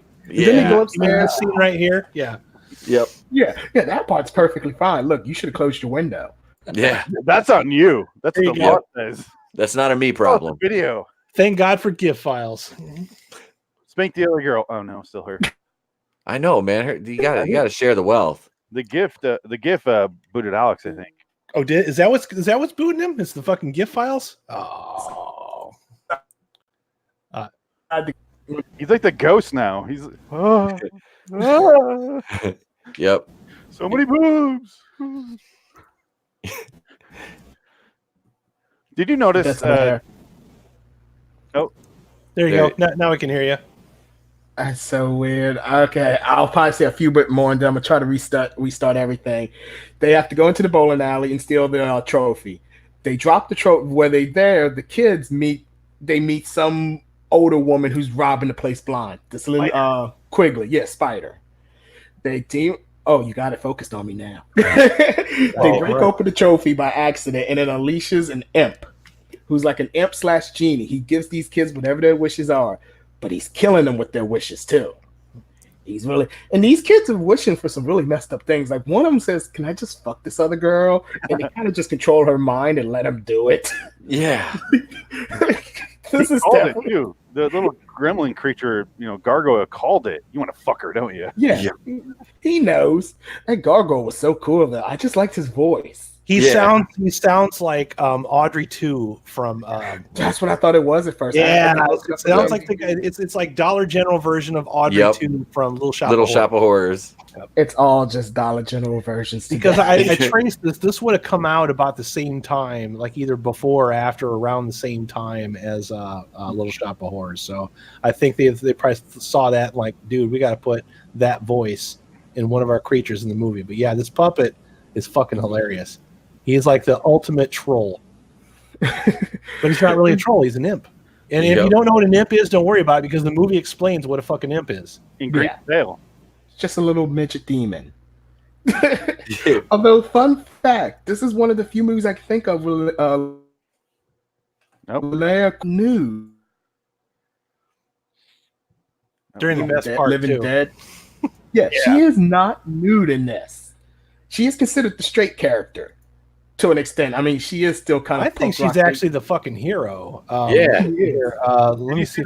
David Dakota, who made porn before this and probably after this, handed her the script and says, "You choose what role you want." And she chose this one. He probably was expecting to pick like one of the sorority girls. He said, "Nope, I'm going to play a different character for once." She's like, she wants to play the hero who doesn't get naked and doesn't get killed. I don't blame her. She's done enough for young boys. And look, the movie ends with her pretty much promising to take this one kid's virginity. So she still helped out the boys in the end. Let's talk about her wonderful outfit. We're all big fans of side boob here. Fuck that. I want under boob forever. Like for under boob. I noticed that. Yep. Whenever it gets the gargoyle point of view, it was under boob on Quigley. Yeah, and because who the actress is, I kept waiting to see it at some point. Like it's gonna happen. It's gonna happen. She's known for always being nude. She's gonna. And no, it didn't. It teased me. It honeydicked or honeycombed me. It honeycombed me since it's a woman. I don't know, but either way, honeycombed you. Like I was waiting. It teased me, but it was that good tease. I enjoyed the movie. God, she's great in this movie, man. Like you can tell she's chewing the scenery a little bit, having fun with it. Like just had this don't give a shit attitude like through the whole thing. What's your name? Spider. No, what name's your parents? I ain't got no parents. Who's your parents? I ate them. All right. And she definitely keeps like the punk rock thing. Like, I feel like that's how she speaks for real. I think like she speaks more like her character from Return of the Living Dead than she her does. Whole outfit and the way that she's talking, it sounds like she just got kicked out of CBGB's for fucking like selling drugs or something. Headbutting a guy. Yeah, like fucking grab a guy's balls or something, rip them off. But yeah, she has this kind of surprisingly. She has this kind of sweet moment. I like this relationship in this movie. I do. It didn't work at first for me, and then as it went on, I was like, "Oh, it got better." Yeah, together as they start, like at this scene on right here. Once they start, what the problem is, I have to look up their ages. I don't know how old that kid would have been during this movie because I looked it up. She is 10 years older than he is. Oh, I'm sure all these people are at least fucking 40 years old, like at least 30 or 40. They're supposed to be college. But if he's like underage at the time, they're not going to even, like I said, they don't even kiss in the movie. It's implied she's going to. He was supposed to be in college, so he would have been probably supposed to be like 18. I'm guessing they're freshmen because they're it's exploring sex like they just fucking discovered it. So. And the one dude got ripped off like one beer, so they're probably like 18-year-olds. Yeah. This guy gets shit faced after one beer. Throws up in the convertible. Yeah. Why was there a sorority party at a mobile home lot? You guys notice that? Actually, I had a hard time trying to figure out what sorority only has 3 people in it. I know. I was waiting for more. I'm like, hey, about to be 5. All right. Hey, look, they can't afford those actors. I mean, they spent all their money on the janitor. When you, oh God, Randy Quaid. We'll get to him in a minute. When you got a sorority that only has 3 fucking members, let's see if I can pull these knuckleheads up here. Here we go. Do you really need to do a pledge at this point? Aren't you just happy that somebody showed up and showed up to the party? Here's the actual ritual. They got the fucking paddle and everything too. But yeah, first they paddle him and then they hose him down with whipped cream. It's the weirdest fucking ritual I ever heard of. End of ritual. Go shower off. I'll have more paddling for you later. Yep. End of ritual. Although I want to give credit to the sorority girls that they were not quite horrible people. Like you said, okay, they're doing the raising, they're horrible. But the moment they see that those kids are in trouble, they do kind of want to call the cops and stuff. Like maybe we should get out of here. Maybe we should help them. Like you mean people be responsible in a fucking in a 1980s horror movie? Come on now. Yeah, it was kind of odd. I was like, wait, is this really happening? I was like, oh my god. Yeah. Like she wants to call the cops to help them out and everything. I mean, she doesn't make it, but she tried. Made the effort. She made the effort. She did, man. So that's way more than most. So what's the guy's name that played the janitor? Is it Buck? What'd you say? Buck Flowers. I'm going to pull his name up here in a second because I couldn't find a picture of him in the movie, but we'll see who he is. And as soon as I pull up this picture, recognize who the fuck he is. He's in one of my favorite campy vampire movies called Sundown: The Vampire in Retreat. He had a kind of a minor role in that. That was a really cheesy ass. If any of you guys have ever seen that movie before, I'll check it out. It's what's her name? Deborah Foreman was in it. I'm trying to think who else. Off the top of my head, I can't think of it. I haven't seen the movie in probably about 15 years. But like I used to watch it with my sisters all the time. So we used to watch it was like one of those kind of Joe Bob Briggs movies. We used to watch TNT was at Monster Vision used to have on one of those. And I think we had it on VHS, and I just never got around to buying it on like DVD or Blu-ray or anything. But it's one of those ones that's like if I ever saw it, I would buy it. Can you guys still hear me? My Chrome is going ape shit right now. You're good. You're good, man. So see, it ain't just me then. Yeah, I can't pull up Buck Flowers right now because it says Google. Wait a minute. Is Buck Flowers in Back to the Future? Yeah. Is it showing now? Yeah. No, I'm just looking it up myself. Okay, yeah. I'm trying to share the screen, and it's like I got the frozen screen of death. It's like not responding, so I'm probably gonna get kicked from my own cast any minute here. That'll be brutal. I got it right here. I got it right here. You want me to share it? I got his IMDb. I can't do anything though. Like my whole screen is froze up. So you know what? It might not even be my internet connection. It might be something wrong with StreamYard tonight. Yeah, I'm thinking StreamYard is a little goofy tonight. So there. Mine's going fine. I don't know. Can you see my screen? Like frozen now. I can't see your screen, Pete. You can't? I think because it's Adam's stream, I think he has to give you the permission. Okay. Frozen. All right. Did you notice that why did janitors live on site in this movie? Yeah, that's like a trope in the 80s, I think it was. It was a big time thing. Like the janitors, they lived in like the boiler room. Well, it's like a holdover from like Phantom of the Opera or something weird. Like he just lives in the back, like he looks like Randy Quaid, like nowadays. He's just kind of like living in there with his wife in a bra, having weird political debates. It's so bizarre. Oh, you're on here twice now. Okay. Well, that's fucking weird. He's got a frozen Adam and regular Adam. Yeah, there we go. that was my past self. I kicked your ass out. Adam, you're all backward. Fuck that was that me guy. from the Yeah. You have a goatee. You don't have a goatee anymore. How do we know that you're the real Adam? Shoot the other one. You're a dick. That's the real Adam. Star Trek taught me the goatee Adam's always evil Adam. Yeah, we have to go the other way. There he is. All right, Buck Flowers is the guy that goes, damn drunk drivers. Yeah, that's him. Thank you. Whenever you wanted any kind of a bum or a funny guy in a 1980s movie, you called up one Buck Flowers, and he would always play the same role in every single. He's also in They Live. 1 minute he's a bum, and then the next time they see him, he's like a rich guy because he's selling out to the aliens, and They Live. It's like you just got to do what they say. They got it put together too. I love this guy. But yeah, he's great in this movie because there's this whole thing between him and Linnea Quigley, and everything that he says, he like gets it backwards, like he can't hear. He's got the fucking like you got the hearing aid. Yeah, the hearing aid thing going on, and they go back and forth, and it was pretty fucking funny scene, really. No, Flare X, it's not. God damn it. Yeah, him and I am never gonna say that woman's name right. Let's just say Quigley. Linnea. That's okay. Pete had Mahershala Ali, and it took him a month to learn how to say that. So we're gonna teach you how to say Linnea Quigley. Yeah. We have to put it phonetically on the computer. Linnea. Yes. Linnea. Either way, they're the two best characters. Quigley. Yeah. Yes, they're the two best characters. Quigley that you wanted to go down under. There you go. True.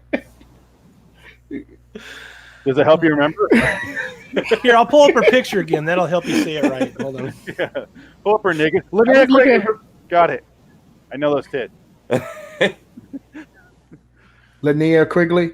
Linnea Quigley. There you go. Linnea Quigley. I'm as proud of you as you were with me when I said Mahershala Ali correctly.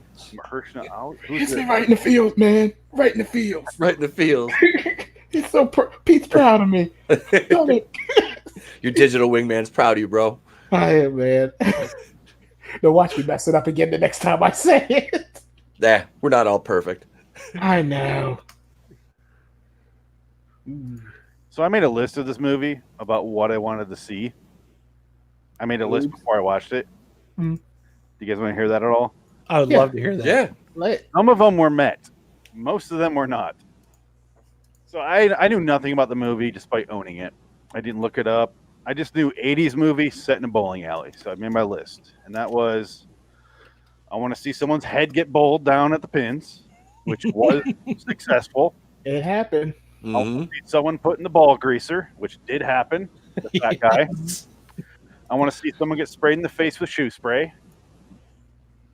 Nope. I want to see someone get beat with a bowling pin. And then the last one is I want to see someone get their head get crushed with the pin setter. And that never happened. They abandoned the bowling plot. Like the bowling. I didn't think about the bowling pin. Yeah, that would have been. Yeah. I was really happy with the head. I'm like, this movie was very, very well thought through. I'm like, they probably had that premise. On that premise alone was where they based the whole script around that. And that's why I made that list, because I assume it's a location movie. We have like of all the odd things, why a bowling alley, right? Yeah. So I want to. And they say it, the bowling alley is in the mall, so really ends up just being the mall. I have never been to a mall that's big enough to have a bowling alley. No. And if you want, power of the 80s, man. It's got to be a California thing. Yeah. If you want to see somebody's head get crushed with a bowling pin, you can suffer through, or you can just skip to the end of There Will Be Blood. That long ass boring movie. Get your milkshakes there. Love that movie. God. That meme. I couldn't. I forgot about that meme. Oh, I was like, I love those kind of movies and also severe B movies. So it's like really. I do too. Right. That one. I can watch this one day, then like the next day go watch Gone with the Wind. See, Gone with the Wind's different. That's like my mom's favorite movie. I've seen that movie 100 times. Between Same thing with my mom. between that and what the hell is that one with Christopher Reeve? It was Somewhere in Time. It was set on I was Mackinac going to Island. say Superman. I don't know why. No. I was just like, you don't know what Superman is. I was going to say Superman. Yeah, that guy that flies around with the red cape, Mr. Mom, Mr. Mr. Mom, Michael Keaton. No, that's Batman. Love that movie. Oh, you yeah, know they dude. remade that. You know they remade that into a show Mr. Mom. Batman? Yeah, Gotham.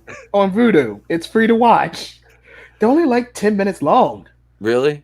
Yeah, I've only seen like one episode so far. It looks okay. It's not Michael Keaton, but Say Richard It- Mall. they- Richard Mall was the villain in that movie. Come back from the grave to do it. No, not Richard Mall. It's Richard Mulligan, isn't that his name? Richard Mulligan, because he was the the stoner attorney on the ranch. That's what it was. He's the lawyer. Richard Mall from Night Court. Night Court. Night Court. Yeah. The funny side story, I was Richard Mall's character from the movie House for Halloween too, because my dad was a non-vet, so I stole his old jacket and I got the freaking crazy ass Nice. makeup on, and I was Richard Mall. Nobody knew who the fuck I was. I was like in No, fifth Because grade. nobody fucking knows what that movie is unless they're cool. Nope. I fucking love that I movie. was in fifth grade. I was like, I was Richard Mall for Halloween. My mom was like, "Is that really what you want to be?" I'm like, "Yep, I want to be the guy from House." I forgot what his name was in that movie. I can't remember. I have both of them. I'm trying to get a bigger picture. Okay, there's this lady that one of the sorority girls turns into the Bride of Frankenstein. Yes. Oh yeah, Yes. I have looked on that. And that's when the movie like kicks up another like 2 or 3 levels for me. I'm like, I'll she- say, Yeah. how have we not mentioned that she'd had the whole Bride of Frankenstein? I can't fucking find a makeup better yet. picture of her, but yeah, she has the whole Bride of Frankenstein get up going on, and she is chewing the fuck out of that scenery, and I'm enjoying every minute of it.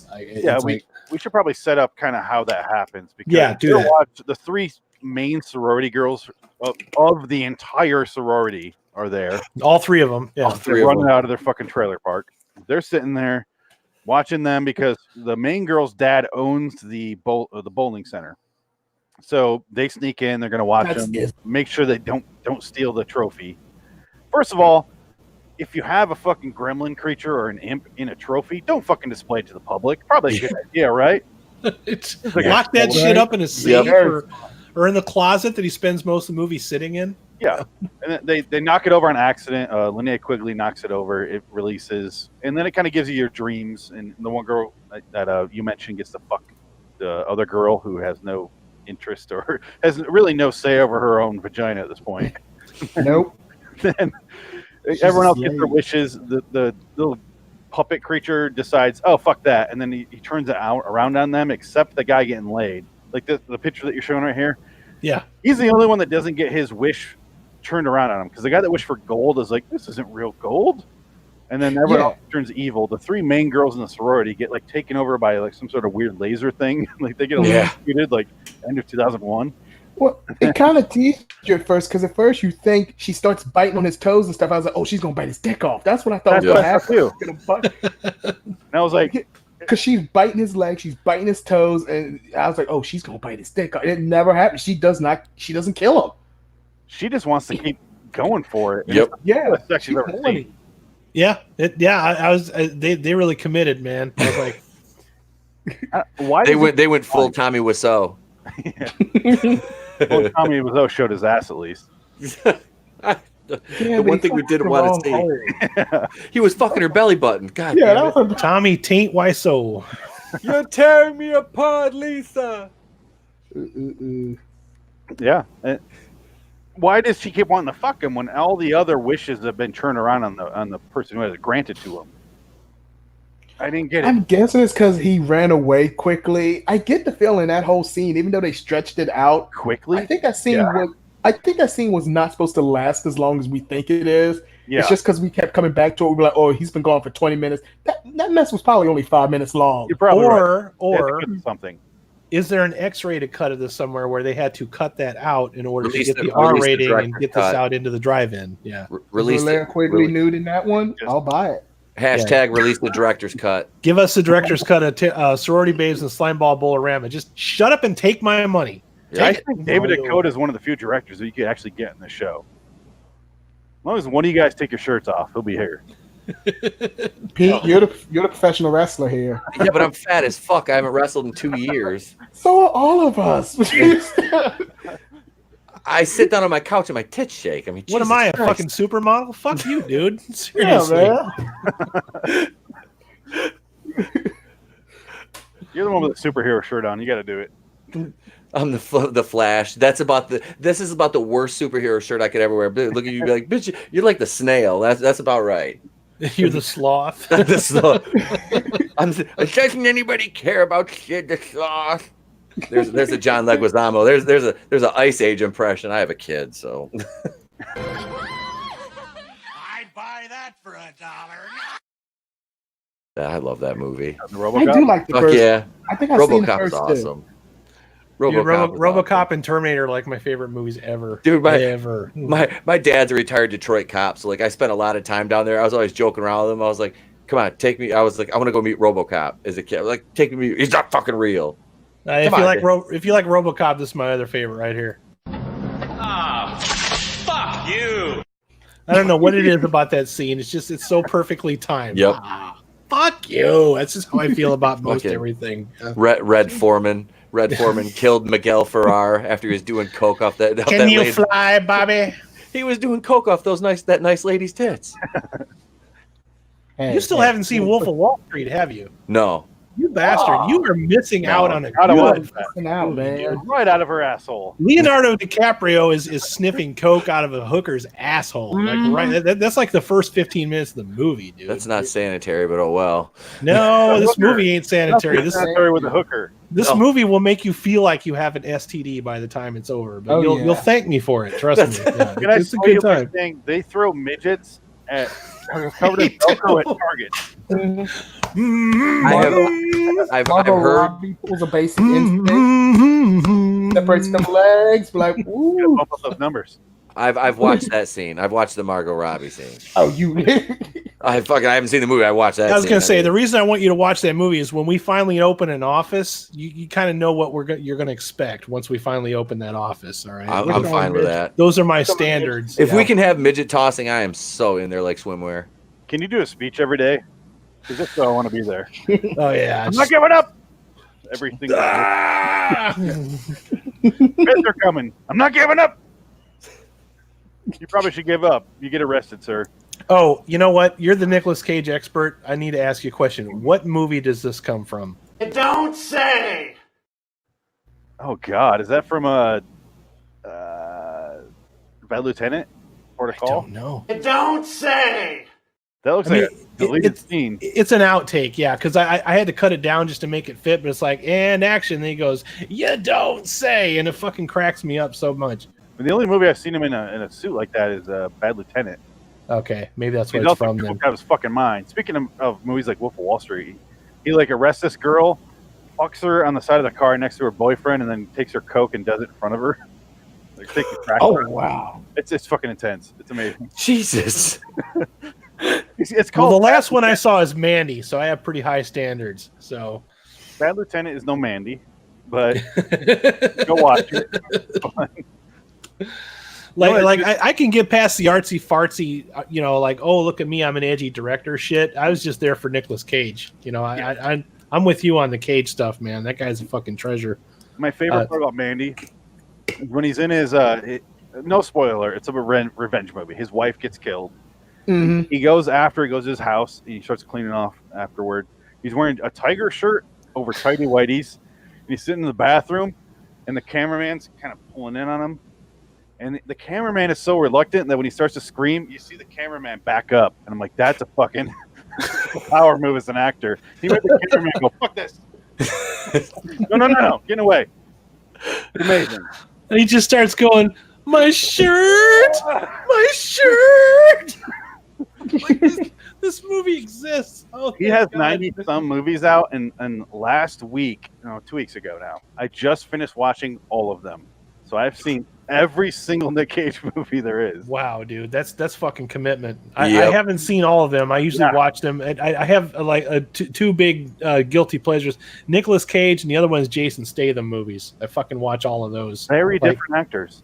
very different type movies, but I enjoy them equally. Like even the worst Jason Statham movies, I'll fucking watch them just like because that dude's a fucking badass. I love him. It's like Nick Cage over here, Statham over here, and then if you made a trail of cocaine over here, you could get Statham to come over to Cage's side, but you have to snip the entire way. Oh, those fuckers would scrap for sure. I'm not even sure who would win. I don't think I could put money on either one of them. It'd be Cage has been around the block. Yeah. So but Statham's just like, that dude is a badass.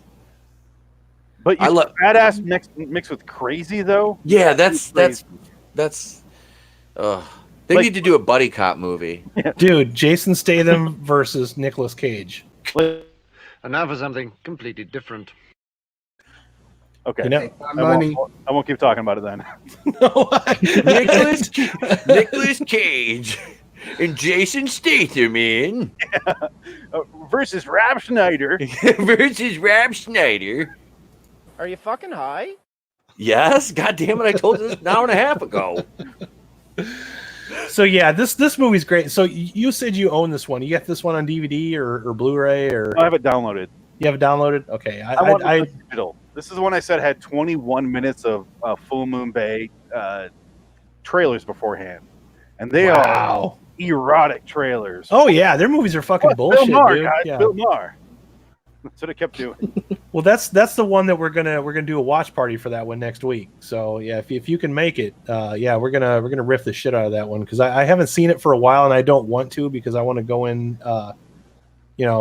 trying to see how much of it I remember and how much of it was just a surprise. And yeah, that's kind of one of those movies like it's like there's something hidden inside of it. It's like they know it's a bad movie, so we'll kind of actually put some kind of very meta jokes in them and stuff like that. And I got kind of a kick out of it. So anything with a name that long, it's going to be good, unless it's the Emancipation of One Harley Quinn. Oh Jesus! Oh God! Margot Robbie, shut your beautiful mouth.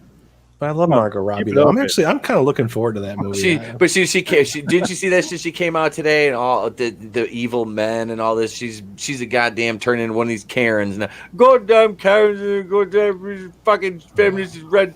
Do you want me? Yeah, just just shut up and act. You get paid to play pretend, honey. Just show your tits and sorry. You made Wolf of Wall Street. You showed us everything. There's no coming back from that ever. All right. Now you want to pull an Elizabeth Banks? Nope. Moving on from that. Yep. Nope. Fuck all that. I'll fucking rant. Can I ask, with Sorority Babes and Slimeball Bowl-O-Rama, I wrote down that it was where is my note? It's hobgoblins mixed with porkies. Yeah.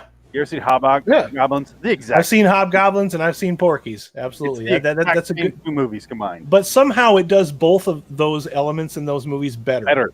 Yeah. It's like an improvement on both of those movies. Porkies is only that scene where they're like,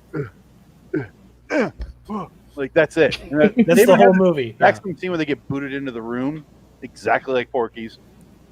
And then everything else about the plot is hobgoblins. It has an old guy that's guarding these people. In hobgoblins, it's an old guy with big eyebrows guarding him in a film vault. In this movie, it's some old guy who I keep calling Randy Quaid, guarding him in a statue. Buck Flowers. In a trophy that's just on display for the general public because you want your 6-year-old at his birthday party to knock over that trophy and get. He's a trophy wife. Get a rubber gargoyle coming after him. He's gonna fuck that other 6-year-old girl. I don't know what the fuck's going on there. Why they were so open. This movie's fun.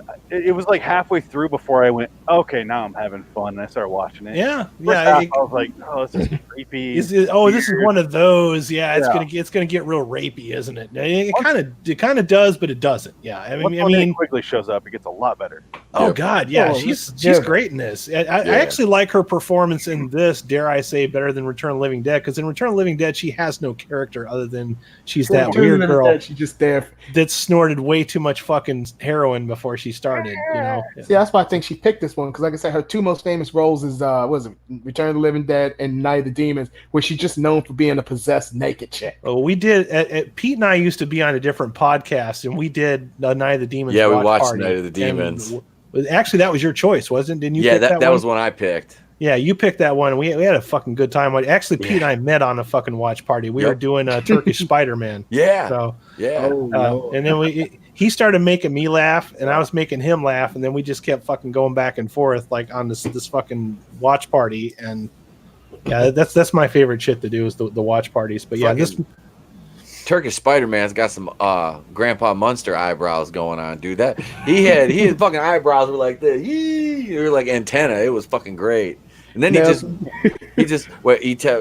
Red. No, Leo Red. I have never seen Wolf of Wall Street.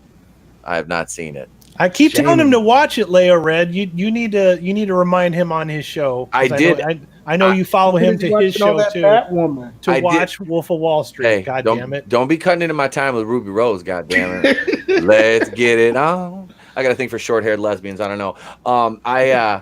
I just rented Once Upon a Time in Hollywood. I'm gonna watch that tomorrow night. Adam. So I'll be. I haven't seen that yet. I didn't get to see it. So I'm gonna check that out tomorrow night. Flare X, wet that whistle however you can. I'm having a dry weekend. Are you sure you're not putting the phone in your pocket? Oh no! Oh no! Oh no! Chris is gonna pocket. Ray's Double Dong is one of the. He's a mod on my channel too, and he accidentally pocket banned Leo Red and Flare X. Monday night. That was ridiculous. It was, but they both have backup profiles. But that's how I want to thank all you guys that came back though, because that's how dedicated our fans are. Yep. We ban them and they still come up. They create alternate accounts and come back again just to finish watching the show. Yep. That's some fucking amazing dedication right there. I was shocked. We were 3 hours into the show and had people in the chat still. Why are they banned? What happened is he has like on YouTube, you can actually make somebody a moderator or an admin. Okay. And Chris Wicks is an admin, and he had to leave. He had to go to work, so he put his phone in his pocket, and he was accidentally banning people, not even fucking knowing it. And like all the people in the chat were getting timed out and banned. Wow. That shit. Because I saw it score through. I'm like, wait, why? What's funny about it is the timeout. They all switched to like alternate accounts and shit, and came back, and they're like, wow, I got banned. I must really be onto something now, you know? So that's how fucking dedicated they are. And yeah, he accidentally pocket banned them. So we got awesome. And Flare X did. He said earlier in the night, he goes, "Watch, you're gonna end up banning me from the chat." And he says, "I called my shot. I was banned." So, anyways, I'm going to bring this party to a close unless anybody else has anything else. I think these movies are great. I think we can all agree that Sorority Babes is the best of the three. If we're scoring them, for me, this is definitely a 4. I would say, yeah, I'll give it a 4 because like you notice there are definitely some plot holes, but with a movie like this, with a budget like this, you kind of just overlook some of that shit. You know, the rest of the movie goes better, is good enough to the point to where you're not really focused on like nitpick and something like that. It's especially when Linnea Quigley shows up and they have that kind of relationship between the two. It kind of reminded me of that love affair that's kind of going on in Little Shop of Horrors. I was kind of getting that vibe off it a little bit. And whoever that lady is that did the Bride of Frankenstein shit, what was that? Loved every minute of that. I'll have to look up her name, but I couldn't even find so random. It was random as fuck. She just shows up looking like the Bride of Frankenstein, and I'm like, I don't know if that was her idea or if that was the director's, but it was fucking awesome. So because they cut off her head and they go outside and get in the motorcycle, and then you put the gremlin or whatever it is, the imp, in a coffee can. Yep. And just leaves it on the sidewalk and drives. You trap him in a fucking coffee can and leave him on a sidewalk. I'm like, why the fuck did you just leave him on the curb? Somebody's gonna come knock that over and be like, "Ooh, coffee." Yeah. What's in this? He's back again. Obvious setup for a sequel that never happened. Did they make sequels to this, or I don't imagine? But they did kind of set it up why they left it there. They're like, I don't want to get blamed for this. Do you? No. Okay. Coffee. She was kind of like, just get on my motorcycle. We're gonna go back to my place. Let's get out of here. And he ain't thinking straight because he's like, "Oh my god, I'm about to lose my virginity." Yep. All right, let this demon go. We don't care. I don't care. Look, demon or sex with a hot older woman. There was like a fucking car crash that was in that too. Like they had like a car crash kind of thing, and I was like, wow, they actually had a budget to do that too. It's like one too. Yeah. And yet has the shortest credits I can think of. It's when it came like the name. Well, I mean, there's It's only what, like 5 people in the whole fucking movie, and then a puppet. You know, I don't even think there's any extras in the movie. I don't I mean, the Impy sounds like one of the 4 tops. So I don't know. He was like, it was like Audrey too. 'Cause if you feed me Seymour, I'm gonna look up I who will Impy grow was. up baby. big Oh and yeah. Yeah, I need to see who Impy was. 'Cause now Feed it's just me gonna bug Seymour. Feed me now. Who was? me. Ooh. I don't know if I can find him. Oh, it's Michael Saunier. Who's he? Mhm. He's not one of the Temptations. I know that much. Yeah. He's in another movie I reviewed, Surf Nazis Must Die. Oh yeah. Right. Oh Now my you're God, talking. who was he in that movie? Trauma. I We love might that have movie. to do like a Trauma Anyway. 3-way on one of Anyway. these shows. Yeah, we'll have to And do Trauma, I like think, puts all their stuff free on YouTube. I'm a huge fan of all the fucking Toxic Avenger movies. Toxic Avengers. Yes. Eventually, we review all of them. Dun, dun, dun, dun, dun, dun, dun, dun. But yeah, Surf Nazis Must Die is a good one too, man. Like the older Trauma stuff, like Okay, the newer stuff. another strong female character. Yeah. Another strong female character. Hollywood never wants to give credit to, man. Leroy's mom. Isn't Class of 1999 also a Trauma movie? Holy shit, dude! I love that fucking I movie. don't Do you love really? it. Oh my god, dude! With I've got Stacy Keach's fucking amazing hairstyle in that one. Yeah. dude. I have Lieutenant Stadenko. Lieutenant Stadenko. It's hard hat. Lard ass, hard hat. Sorry, that's a little Cheech and Chong. But no, man. Pete, here. That fucking class. I can't even 1990 move my arm that fast. They That must have been cranking that fucking camera faster to make it move faster. I can't That even fucking move my class arm of that fast. 1999 movie. God damn, I want to watch party that. I have not seen that. I've got I the agree. VHS. I've got the VHS at my mom's house. I still can't believe they got Pam Grier to be in that movie. If you do a watch party for that, can you please invite me? Oh, absolutely, I would dude. totally watch that movie again. Yeah, maybe that'll be the next one after, because we already promised everybody we were going to do Cannibal Women in the Concrete in the Avocado Jungle Death. So that'll be next Saturday, and then the next one we'll do Class 1999 for Both sure. of those are Because we're doing much better. Dude, I will buy that movie just to do the watch party. Yeah, that's No. when I'll. Watching on VHS. Come on. I Go to your I mom. actually gotta find a don't have- VCR. I don't I have a have one. VCR. Yeah, I don't have Mail it room for a out. VCR. I still got a VCR. My mom's got like 4 of them still at her house. My mom's house is like it's like a museum. It's amazing. Yeah. There's like 2 hi-fis there, you know, like she's got a couple of Victrolas and shit. It's awesome. I came this close to buying a VCR, even though I fucking had like 1 million on back in the day, and I was like, I need to get another one and buy some more tapes, and then I I've got could so not many- find my entertainment center. It's like I need like this much space. I would have to like cut the fucking thing open just to get it in there. I'm like, nah, not doing Do it. that. Do it. I have one. I've got so many VHS tapes. It's fucking stupid. Like, Maybe if I it's got like one of those ridiculous. big twin VCRs and put underneath my record player, I might be able to make that work. But that's pretty much. Because we're watching. What the hell are we doing? The next one we're doing on my channel is we're watching Mean Guns. That's movie right. You're doing that one with yeah. Ice-T and Christopher Lambert. One of these days, we got to finally get to the Machine Girl. Yeah, we owe you that one. Machine Girl. Yep. I don't watch it. We promised I you wanna that watch one it like with you 100 guys. years ago, and then all of a sudden I know. I would have watched that with you guys Well, so bad. I still have the list. we would have man. done that one if you hadn't have brought up, Cannibal Women from the Avocado Jungle of Death. That's all your fault. So. I can't help it. I have great ideas. You also have good taste in films. That's just part of the problem. We call these films like they need to be preserved. High art. This They is are, high yeah. art.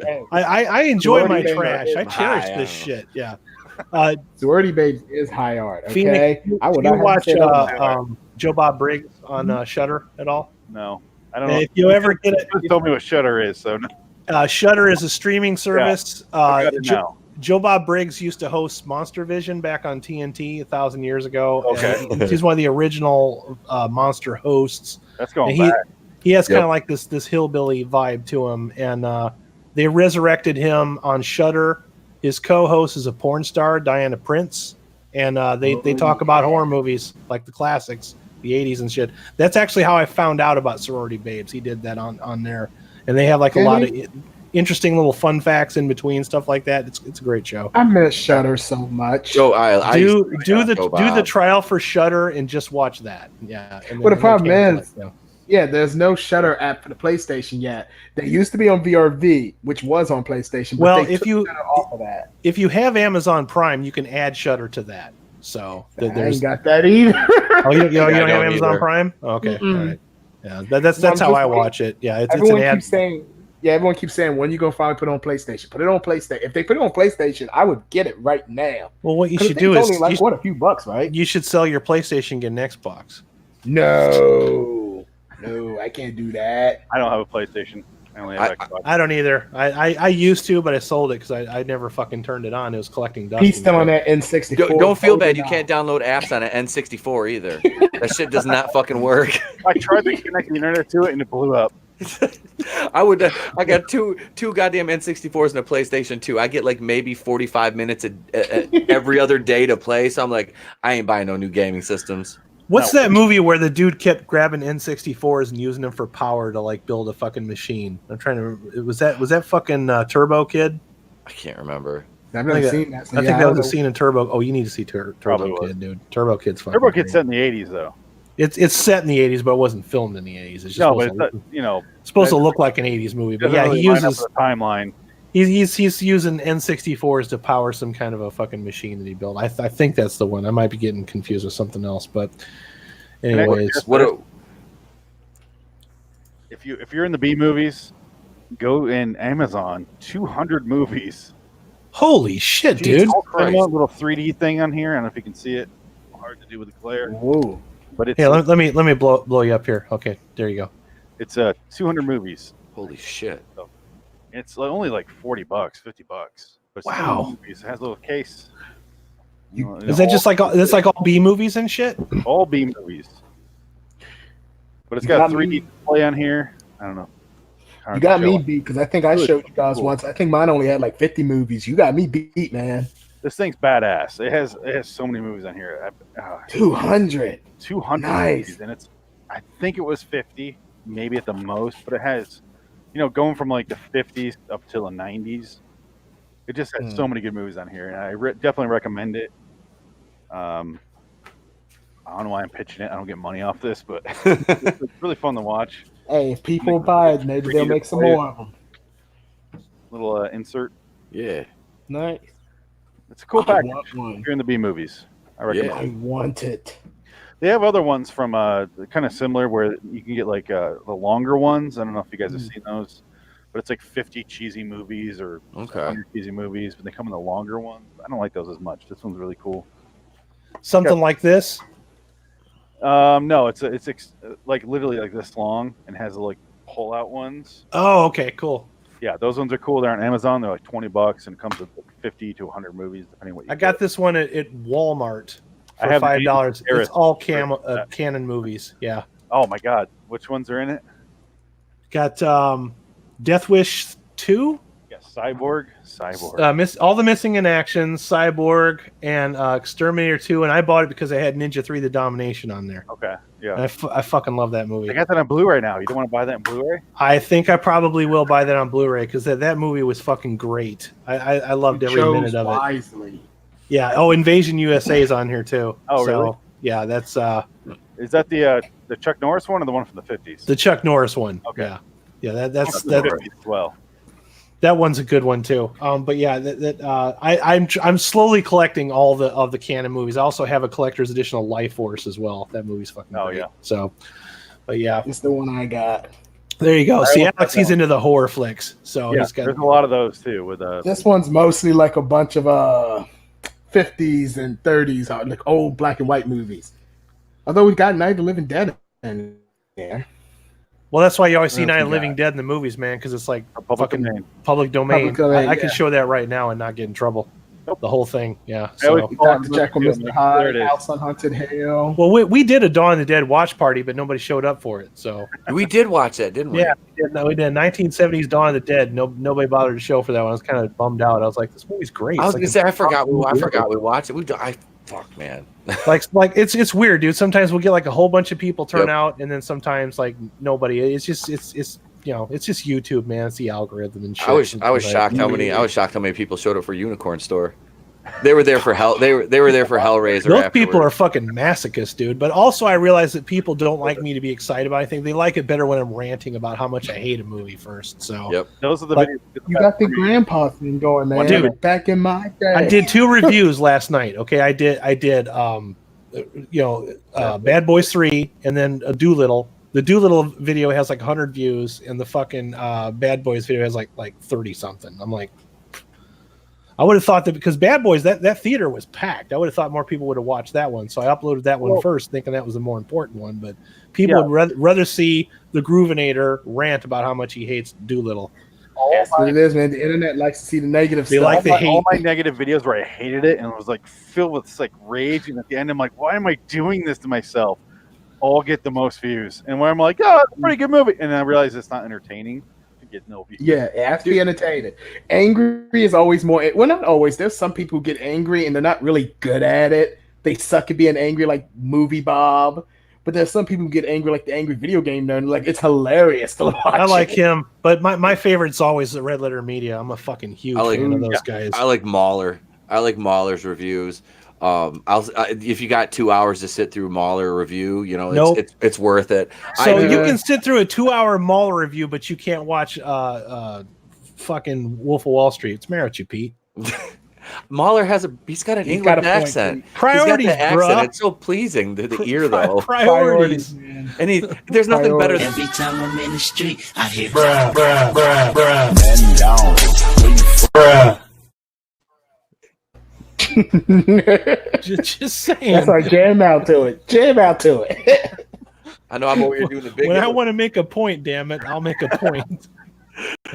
Because once you watch that movie, you're gonna thank me. You're like, dude, that's us. That's us. If we ever get an office, it's gonna be exactly. Thank you. Like I'll be like, God damn it, we're gonna be fucking cocaine and launching strippers midgets out of a again. cannon and snorting cocaine off of hookers' asses. Yeah, I was just I mean, gonna that's say the that. dream, dude. Yeah, I'm gonna get Peter life-size Ruby Rose cut out. You know, you're talking about what videos get the most views every goddamn Don't do time. that, Alex. My Don't do that. my goddamn Batwoman reviews get the most views. Like that one is it's over 200. Alex, that's like trying to give a diabetic a candy cane. Well, hold What's the up. matter with In you? all fairness, I think I've said it before. I did create like 7 to 8 different fake accounts just to thumbs up Pete's Batwoman's videos to make them popular. Can you do it to me?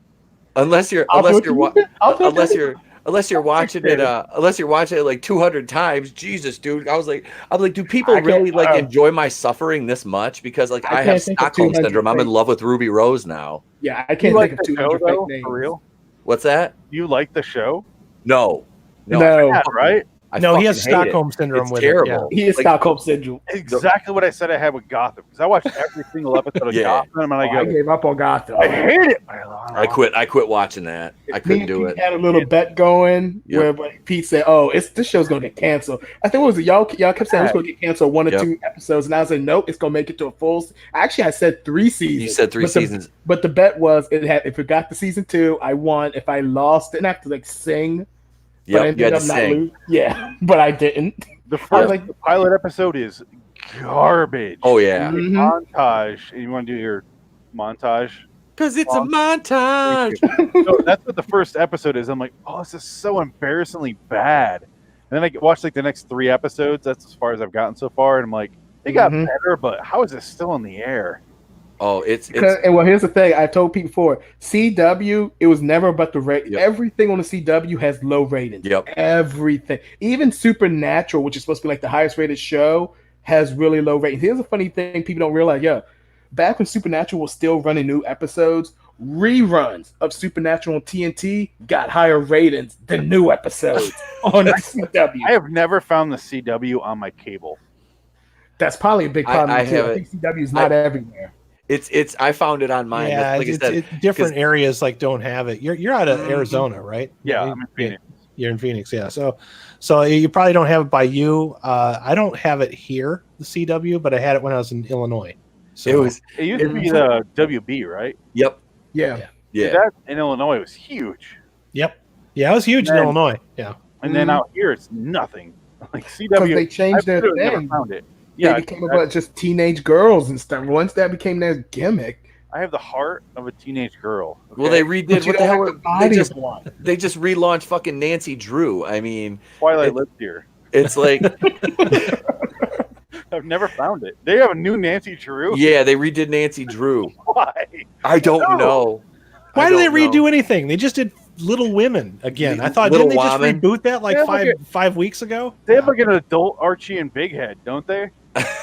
The dark and gritty What the fuck is Archie. that for? Yes, they did a dark and gritty Archie. That's the thing that like came in your bubble gum. What the fuck is that for? Here's the problem with CW. They have a formula and they don't want to stray from it, and No. that is sexy people. This is the network that remade Beauty and the Beast, Yep. and just gave the Beast a scar. He's so hit it, like he clearly still looks like a supermodel. Oh, but he's got a scar. He's so ugly. That's my How you problem don't- with Arrow, dude. There's like no ugly people Yeah. in the entire Yeah. show. Like everybody is like way too That's a sexy. CW, for man. Well, like I love, So deep. like I love the Flash, but I don't know why Barry's banging his sister. Like, Hold on, back up. Adopted He- sister. but very slowly.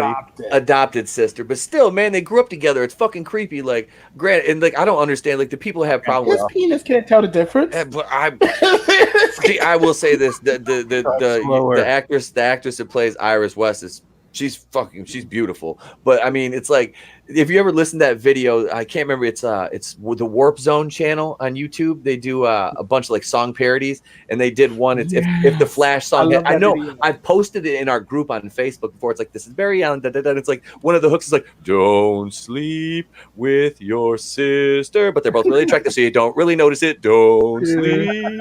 It's fucking great. How long before the Come on, CW what? like we have an all new dark episode of Calvin and Hobbes, and it's like a They can do it to Line Archie. This week on the CW. Yeah. Hobbes has a six pack. I don't know, Calvin. Yeah, if they can make a dark and gritty They'd Archie. be strangling hookers. Fucking a They girl. won't Strangling a hooker. He's strangling a hooker in front of the tiger. This is what you There's want. just This is what you want me. not This is what you want me to do. I mean, like I said, even CW. Well, no, even iZombie. I said it's probably the only decent CW DC show. It's a hot zombie. She is a hot zombie, Is it- ridiculously hot. Did you just say that was a DC show? Yeah, iZombie's DC. So But it's not Greg Berlanti because iZombie. she's a is in- corner. You She's went a wide-eyed. fucking zombie corner. Yeah, she's in iZombie is a Vertigo, so it's not DC. She's I not in the did DC. not know that was based on a comic. I just thought somebody had that idea. It's like, dude, because Greg Berlanti. you has know, it'd be nothing to so do with it. great. We're gonna have like a CSI show, Yeah. and it's like this zombie bitch in it. Oh my god! When that first premiered, I saw that and I instantly took a picture. I paused my TV or wound it, took a picture of the fucking gimmick, and I made a meme out of it. I said it'll come up on my memory sometime on Facebook, like when because it was like from like I think that premiered in like 2014 or 2015. I think so. And Yeah. it was like who and literally the meme was like, who the fuck asked for this? Like iZombie and now a fucking other retarded show from the CW or some meme I made, and I'll fucking It's share so it when it comes bad. back up. Like I Oh said, my- it's not a great show. It's not going to win any Emmys, but like I said, compared to like Greg Berlanti stuff, I think it is ended. Yeah. I think it is. Just remember, they still show reruns of Charmed. Okay, so it's a strange world we God. live I thought you were in. gonna say cheer. No. iZombie, Charmed. like I said, is not a great show. It's not going to win Emmys, but it's not offensive No, like Greg Berlanti stuff. It's Greg not- Berlanti's a fucking. I want to kick him in the dick. Greg Berlanti has I nothing just want to to do kick with him right in the dick. Like, just stop. Like, here's your I one-way think- ticket. didn't Greg One-way Berlanti do ticket to Riverdale Dick Kick too? City, Berlanti. He did Riverdale too. I believe Yeah. he is the one that did the Dark Archie. Riverdale's what we're CW talking about loved- earlier. Yeah, they really love Greg Berlanti. I was like, this guy's a hack. I know. He's not good at Every anything. fucking show's the same. It's like all the same formula and all this shit. He can do good for like the first 2 seasons, but it's always by season 3 he just now mind you, Legends of Tomorrow and Batwoman seemed to broke that rule and they started sucking in season 1. Well, That woman Legends made it like through the opening credits of the episode, and it was like fuck. Legends was good in season 1. It started to suck in season 2. Batwoman, Superwoman. Oh, god, Supergirl. Oh. Supergirl. Supergirl. I watched the first season of that when it was on CBS because I'm like, oh, this chick's hot. I'll watch it. That was the Supergirl, best whatever. season. Yep. And then after CBS was like, yo, get this shit off. Fuck that. After one season, they kicked it down to the fucking CW. But you know what though? That was the funny thing, and it brings back to a point I said earlier. They canceled Supergirl because it had low ratings. Mind you, Supergirl's ratings were still like twice as much as Arrow and Flashes combined. So when I say like, yeah, CW has low rate, you look at something like they looked at Supergirl and said, "Oh my God, this is a rate." They want to CBS. It was low enough to cancel it. Yeah, yeah. CBS don't fuck around. What are like 5 shows, right? The CW has where they all combine, like Legends of Tomorrow. They have their own cinematic universe, the Arrowverse, crossover. And they just did the Crisis on Infinite Earths. Yeah, I saw that. You know, I forgot. I don't know why I forgot to bring it up. I'll give Greg Berlanti credit for one thing. I have not finished season 2. I did like Black Lightning. I think that's the only one. I do like Black. I've not finished season 2, so I don't know if it starts to suck. Like I said, Greg Berlanti usually he can get 2 seasons, then he starts. This to all suck. sounds like too much work to keep up with. This that one's shit. supposed to be I don't getting think I canceled. can Actually, do with all you youngsters. That's the only good one. I think that one was on the chopping block because they were talking about what CW shows were actually like on the verge of cancellation, and that one was like. And I've heard you say good things about that. I've never watched it, Alex, but I've heard you say good things about it before. Like the only good which one. it kind of shocked me because like you'll call a flake and a spade. If a show's good, you're gonna say it's good. Mm-hmm. And vice versa. So this and I've seen Supergirl. I've watched The Flash. I fucking watched some of Arrow, not a lot, but I've watched some of it, and I've fucking unfortunately seen all of Batwoman. I watched like 3 of the Crisis episodes on Infinite Earth, and I was kind of like with those, but I don't get that. It was kind of cool to see some of the older characters come back and shit. Like people are calling it out now. See, I've been saying for a long time. It was like, ooh, the CW, that's DC's best stuff. I was like, no, it wasn't. The only reason people said this is because they hated the DC movies so much. But now that people are liking the DC movies again, they're going back to the CW. Be like, this what I love I love the DC movies, man. Yep. I love them. They're an event to me. I go see you know what? As much as I think this Harley Quinn movie's gonna suck, I'll probably check it out opening day just to see. I'll be there for Margot Robbie. I'm not even fucking ashamed to say that. I hope I'm wrong. I hope the movie is good. Like the only one I thought was weak was BVS, and even that movie, I don't think it's the worst Batman or Superman movie. By the way, you guys know what I'm seeing next week? I already reserved my ticket. The Turning. The Turning. Charlie's Angels. God damn, I want to see The Turning, man. Yeah, I actually want to see that. Got Mackenzie Davis. Mackenzie Davis. And she actually looks like a woman in that. And Finn Wolfhard. Yeah, Finn Wolfhard's in it too. It looks like he's being a little psycho fuckboy. Yeah. No, this is the kid from isn't that the kid from Stranger Things? Yep. Yeah, he's the 80s kid. Yeah, because he's in the new he's the new he's token 80s kid now. He's the new Ghostbusters movie. Yeah. Speaking of Ghostbusters, did you see Paul Feig wants the crossover Ghostbusters Answer the Call with Afterlife? I don't listen to that guy, man. Come on now. I'm sorry, I don't listen to a dude that admittedly does not know how to write male characters. All right, Paul Feig. Hold up. I will say so. I would watch that if Paul Feig doesn't actually direct it, because they did that in the comic books, and it was actually a pretty good crossover. In the comic books, they do team up their 2 Ghostbusters team. I think it's called Ghostbusters 101. That was actually a good book. So the movie could work. Just keep Paul Feig away from it. But you're talking about Leslie Jones, Kate McKinnon, Melissa McCarthy, and fucking Kristen Wiig is acceptable. I like Kristen Wiig. I think she's funny. I like. But Kate McKinnon. I don't watch Saturday. Melissa McCarthy. 2 hours later. There's Ghostbuster stuff. I don't know. Yep. I have it surrounding my room. It's so much Ghostbuster stuff. Like there's a big flag right behind the computer. Ghostbusters is my thing. And I didn't hate the 2016 version. I just thought it was unnecessary. I didn't either. I just found it to be a slightly unfunny comedy. I think that there was more guff about it than there needed to be. I thought the movie, like, I don't care, like, about. I mean, Paul Feig's. It's not really the movie. Male feminist. It's all the shit behind the scenes that got everybody going with that. Otherwise, it's a movie I've already forgotten about. Yeah, like I'm just like. It just didn't ruin my childhood. No, there was one scene that I actually thought was kind of funny. That guy that was doing the thing with the middle fingers, it was like he has a whole act. He's done like 20 years on that act, by the way. That part kind of cracked me up, but I'd never seen him do it before. So I just thought it was a shitty movie. I didn't. It is. Like I said, I didn't care. You know, not that it was like fucking ruined the other Ghostbusters. No, I just thought it was stupid. Haven't seen Black Christmas, so fuck. Like I said, man, Charlie's Angels was bad enough. Then I went to see fucking Star Wars on top of that to end the year, which I wanted to shoot myself in the face like 10 minutes into Star Wars. Can't see that. Don't ruin anything for me. I still haven't seen it. I'm going to, but I'm not going to see it in theaters. I think No. Oh yeah, I went opening night with my mom because my mom took me to see Return of the Jedi in '83, and I don't know how much time she's got left. So I was like, we went to see this together with my sister, and like seriously, like the opening crawl started, and I'm going like this. I'm leaning forward. I'm leaning forward, looking at him, going, "What the fuck? Like this bullshit? You seen this bullshit?"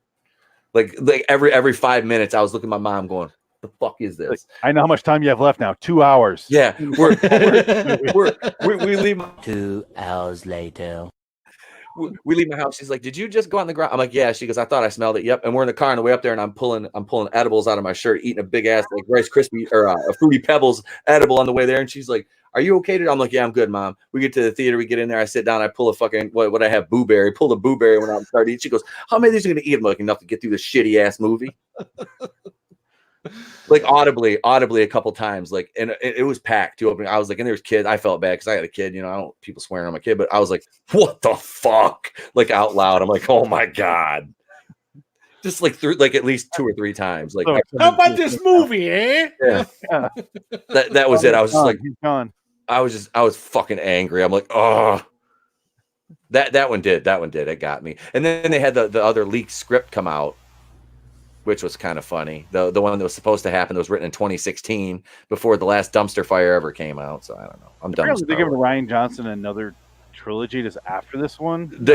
No. They've been saying that shit for like 3 years now. It's not happening. IMDb, it's on there now. It's been on IMDb. You know what else is on IMDb? The fucking Frank Sinatra biopic that never got made. That's still on IMDb. Yeah. It says Kelly Sue DeConnick is also a writer on Captain Marvel 2 on IMDb, which I don't believe. To be fair, Bad Boys 3 has been on IMDb for about 15 years now. To be fair, where's the clip, Adam? To be fair. Now, to be fair. To be fair. To be fair.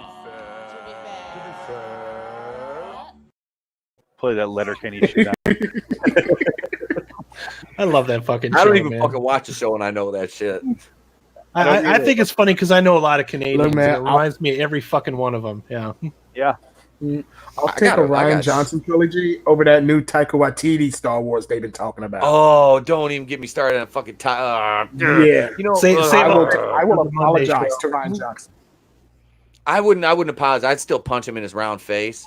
I would, but like then I said, I'd help him up off the ground and be like, "Here, man." As much as I hate Ryan Johnson, I still think he's a better director than Taika Waititi. Yeah.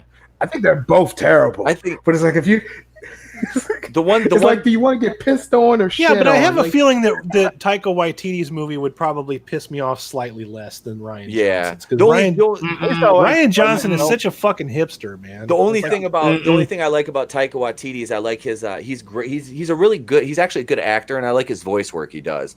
I really have respect for his voice work.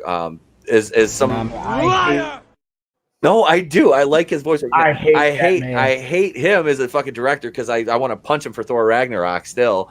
But Alex guided me across the line on that one. I hate Ragnarok more than I did The Last Jedi. Like I said, I made it through The Last Jedi. I walked out of Thor Ragnarok. I never saw the end of that movie. I just looked through all you people telling me and looking at like spoilers. I never finished. I finished Captain Marvel. I finished Captain Marvel and couldn't finish Ragnarok. Flare X says, "Can we fire both?" I've got a trebuchet. Yes, we can. Yes, we. No, you cannot have a backyard trebuchet. We have a trebuchet. With if I ever see Taika Waititi in person, I swear to God, I'm gonna rip his leg off and beat him to death, to Quan Chi style, Mortal Kombat 4. Just beat you. I don't care if I'm gonna go to jail for it. I don't care. I'm doing. I'll bail you out, bro. I'll bail you out. And you know what? Now that we're back to it. That's really the only thing I hated about Ghostbusters 2016. That movie inspired Thor Ragnarok.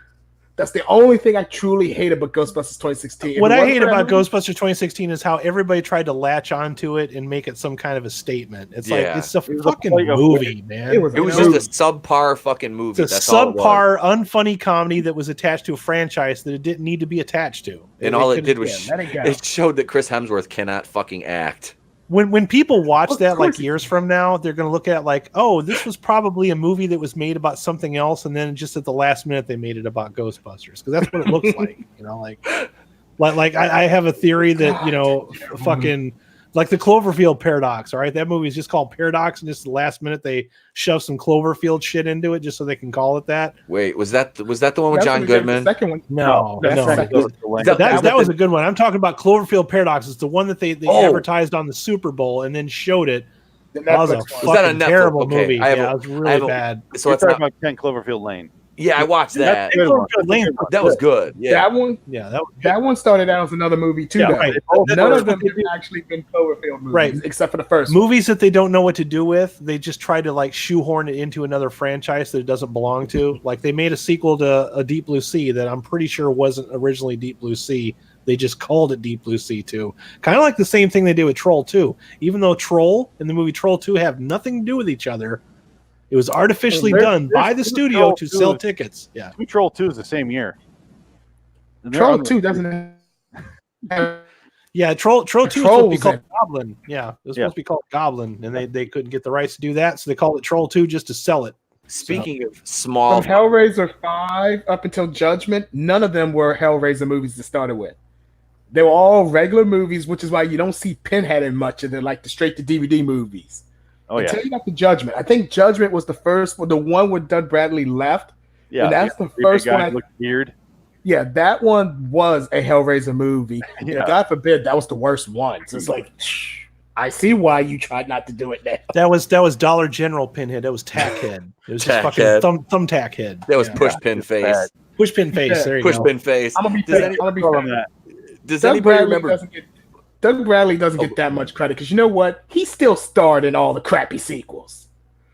He still starred in them. He was paid for that shit. You go to that shit, you're in for life. Not for Judgment. Not out for Judgment.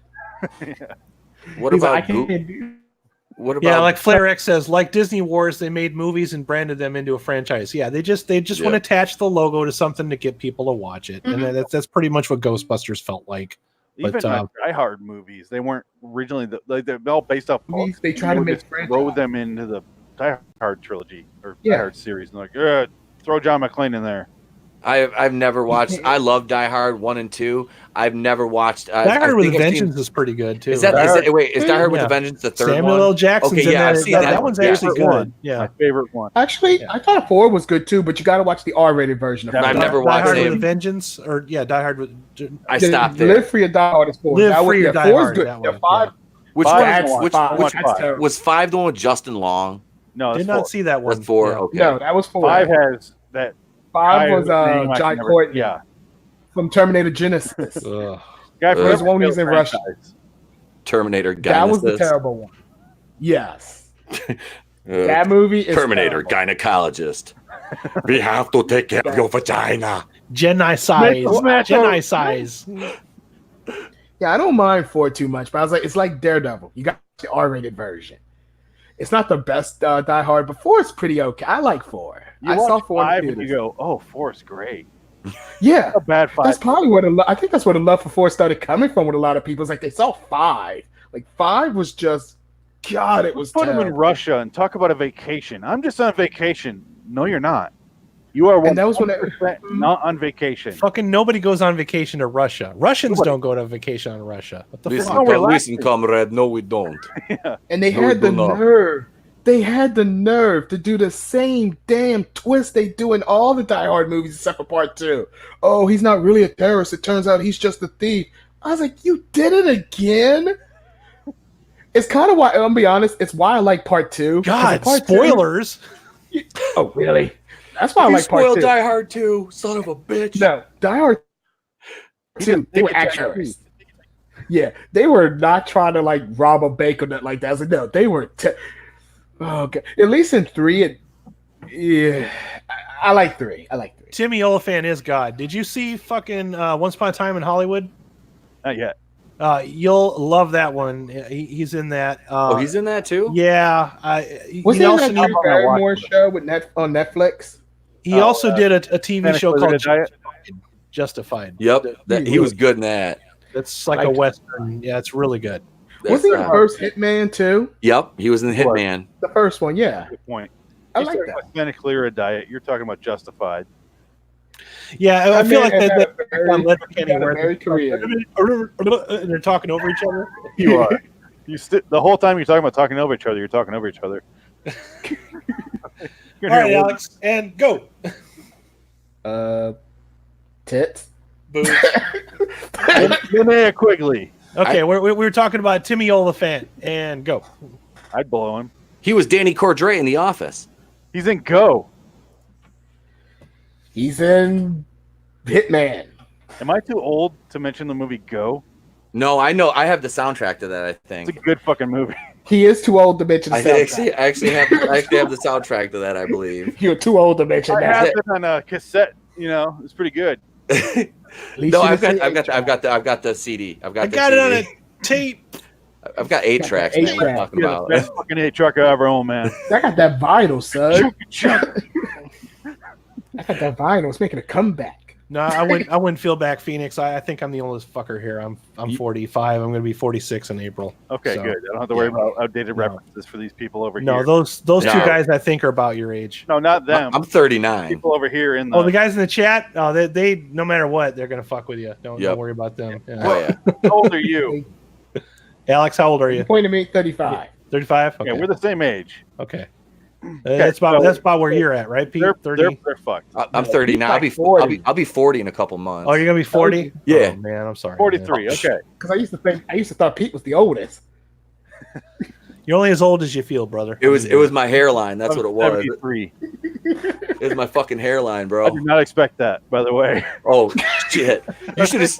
I feel like you showed me when he has hair. I look like an out of work porn star. I got lazy after I became a stay at home dad, and I just didn't shave for a year. Like I've shaved my head for like 20 years almost, and I just let my hair grow and I slick it back. And I'm a minister too, so I do weddings. And like I did a wedding right before I shaved my head again, and I hadn't cut my hair in a year. And literally, I looked like it was just all slicked back, and I had my big ass fucking beard. You look like you're on the way to see your parole officer. Yeah, are you on the altar being like, you may now kiss her? Had you seen an episode of Arrow where the guy? I've done weddings at country clubs. I performed a wedding in a hot tub. I did a wedding in my living room at 9:30 at night, drunk on a Monday, wearing sweatpants and a Bob Ross t-shirt. I mean, I've pretty much done it all. It's I dropped an F-bomb. I was like, "Do you take this motherfucker to be?" I'm like, "Oh shit," I mean, like I've literally had. It's like that was the wedding room living where I was drunk. My buddy was going to the army, so it was like, "Hey, can you marry us real quick?" I'm like, "Yep." Why is everybody like Pat's images? Oh, hang on. Wait a second. This is just some shit we started just to be awful. Yeah. There it is. I'm Rebel Wilson. You gotta keep the horror theme going. I have got to see that fucking movie. I really should probably. Special effects for what I heard this movie got. I'll just hang out here in person. Oh, yeah. If I'm not watching Cats, they're like every other man in the world. What the fuck is that? It's a Skegsies. That's that fucking thing from that the Dark Crystal. The Dark Crystal. Okay. I fucking hate that movie. You're the guy. You're the one that did the video on you hate fantasy. I'm so glad I'm not the only person in this universe that's not into that shit. I fucking hate that Lord stuff. of the Rings. I appreciate fucking it now, hate it. But at the time, I was like, oh, you can do whatever and just say whatever. It doesn't matter. I had so many people telling me that I had to watch Game of Thrones, and because I had so many friends making me watch that, I watched 4 episodes, slept through 3 of them. Fucking hated that show so much, and I'm glad I didn't finish watching it because I heard it ended really badly. It took me 4 tries to get to the first episode. Really? And I finally did. I go, and I watched every episode after that, and I was like, I pieced together. I watched a couple episodes from like season 1. That stuff is wasted on 2 me, or 3, and I was like, like the battle scenes were cool to me, but like as far as like getting hooked into the story, I just was kind of like whatever with it. I didn't watch it ever like religiously or anything. Just an episode or so. Am I the only one here who's watching Game of Thrones? Yeah, I've seen every episode. I'll take it.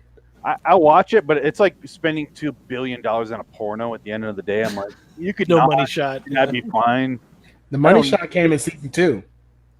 Yeah, when season 1 when they cut off Sean Bean's No, head. I mean there's an actual money shot in season 2. Really? Yeah. You see one of the hookers come out, and the guy like, you got something on your mouth, and you see what it is. There's a movie that's better than that though, Alex. It's called Caligula. Anything by I am not watching anyone get fisted in that movie. I've seen Caligula, both versions. in slow motion. Yeah. Well, I got the dirtier I'm one. ashamed to say I've seen the Serbian film once. Ooh.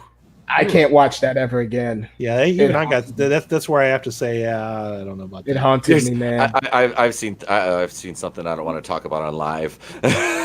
Ruby Rose's sex tape? No. Oh, please. I blocked my face out in that. I was Brie Larson? I was working under a mask. Wait, did you say Brie Larson? Brie Larson's sex tape. Oh no. Thank you very much. Where she's like, "You're a man. Fuck you." Keep looking though. Yeah. It's a foot fetish video. It's a foot. It's her and Tessa Thompson, isn't it? Yeah. Thompson, I'll take on. It's called Glitter. I don't think Tessa Thompson's bad looking. I just can't stand her. But I think she's good looking. I did Westworld also for a podcast. Oh yeah, Westworld's great. Westworld, that's a fucking great show. I've never seen that. But see, that's my thing. Those are two. Naked in that too. Right, Westworld's two of my favorite things, guys. It's science fiction and westerns. I love both of them, and they encompass both of that. And it makes me warm. Like people watch like Woody Allen movies that feel like cozy, and I'm like, Westworld is my cozy. Where I'm like, oh my god, I'm so cozy. Watch. Oh my god, they killed that guy. Like it's so weird, but I relax in that show. That first season's a fucking masterpiece, and the second one's not too bad either. But yeah, the last episode of season 2 that felt weird. It kind of comes unglued at the end, but the first one was just set up perfectly. I haven't watched the rest of season 2. I love. Flare X is fuck a duck. Yeah, dude. You guys. You got to pay money if you want to see that. If you want, he told me that entire. That's us. Oh my god, that story is fucking hilarious. That goes back to Mr. Flare X's days when he was enlisted, and yeah, it's needless to say that swans latch onto things and don't let go. I'll just kind of sum it up, and I'll leave the rest to your imaginations, gentlemen. Coins, bread. Is it bread by chance? It's breadcrumbs. Okay. Anyways, I think this is a good place to start wrapping it up. First of all, I want you, Phoenix, go ahead and plug your channel and tell us about your products and where to find them, sir. My products, my wares. You can find my wares, liwstudios.com, liwstudios.com. Someone posted that. That's you. Okay. Loitering in Wonderland on YouTube. And then, yeah, I don't know what else to say. My podcast, the one I'm most active on right now is going to be LIW The Twilight Zone review on iTunes. I also do Westworld review and also American Horror Story review. I don't know why I do that show. Oh, you're an American Horror Story fan. Yeah, I am. No, nice. Me too. I am, but I'm also like, why am I gotta ask though, what did you think of that Apocalypse? I got to that season. I didn't like that one too much. I like it. I do. That's all right. There's some. I only like it in comparison to the previous seasons, which are some of them are terrible. The only ones I've ever hated was I hated Coven, and Apocalypse kind of just. I think my big problem with Apocalypse was I didn't like Coven, but I liked the Antichrist in Apocalypse. He was cool. Same thing. I hated those characters in Coven, but I liked them in Apocalypse because they weren't the main characters. So I did them sprinkled in. But they were better B tier characters than they were. It's weird that they went back to that one. Mm-hmm. I was like, Apocalypse. Yep. Yeah, Apocalypse was like their end game. That was the one that combined all the seasons. I was like, this is where you want to lead it up to? Yeah. Okay. I still haven't seen the new season yet. I'm behind on it, but I haven't either. I missed I got to watch like the last 2 episodes of the season. Any of it. 1984 was a new season. See, I loved it because it was like that 80s slasher style. That's my shit right there. Yeah. I'm so far behind on shows. I got to get up to it, but your podcast, do I have to have iTunes to watch that? Because I'm kind of an anti-Apple guy. No offense. What podcast? Your podcast. Stitcher, iHeartRadio. Okay, cool. All of them. I posted on all of them. I think I did most of them on there. It really depends on what show you're looking for. Okay. I don't want any iTunes near my computer because I had an episode with them on my last computer. Well, and I don't want go to to deal with it. liwstudios.com. I post every episode. Oh, that's right. Okay, cool. All right. You're on Patreon, so I'm on Patreon, but I have to confess I don't get on Patreon as often as I would like to. So I miss a lot of stuff. So. But I post all the shows right there. Okay, cool. Yeah. So if you want to check it out, they're all right there. But awesome. Yeah. Let me pull up your Patreon and plug that too. It's patreon.com/Loitering In Wonderland Studios. All right. Yeah, that's it for me. I do way too many shows, spend way too much of my time on this shit, and it's mostly just improv. and I just ramble, and talk way too fast, and those are my shows.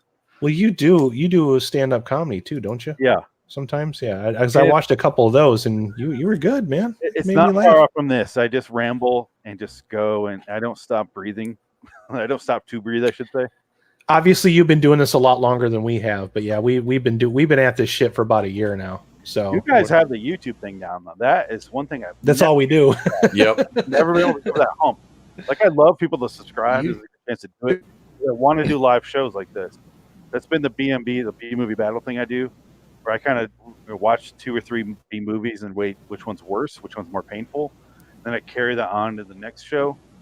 And it's mostly just me. Sometimes I get a friend in there, but I try to do that, and it's so hard to get. I want to do live shows, but I can't get people to subscribe to YouTube. So I don't know why. It's some really good content on your channel. I had these guys watch it before I had you on, and we all agreed, like, why the hell are they not just subscribed to your channel? Did you? Part of it too is there's an algorithm thing. If you're welcome. not putting content out constantly, like people just disappear. Either YouTube unsubscribes or people do it on their own. Yep. I went out of town for 2 weeks and I lost a few. And I'm like, I even had like content auto uploading like you do, and I still lost subscribers. I'm like, fuck, So it's like you have to mix it up with the live and the regular videos. It's really a hard thing to keep on top of, and they made it worse. Because the last time I recorded a 100 Things That Burn in Hell episode was February of last year, and it's been I remember I said something. I'm like, "Hey, when are you going to say something about me?" Like, dude, I recorded that a year ago. I'm like, "Oh, yo," and that's like the second you sent that, I started putting you in the notes. So I'm sorry, dude. It wasn't. No, you're fine. I feel like a dick now because I was like, did he just like not see me or? No. I even say during the shows, during the 100 Things That Burn in Hell, I'm like, this one was recorded in February.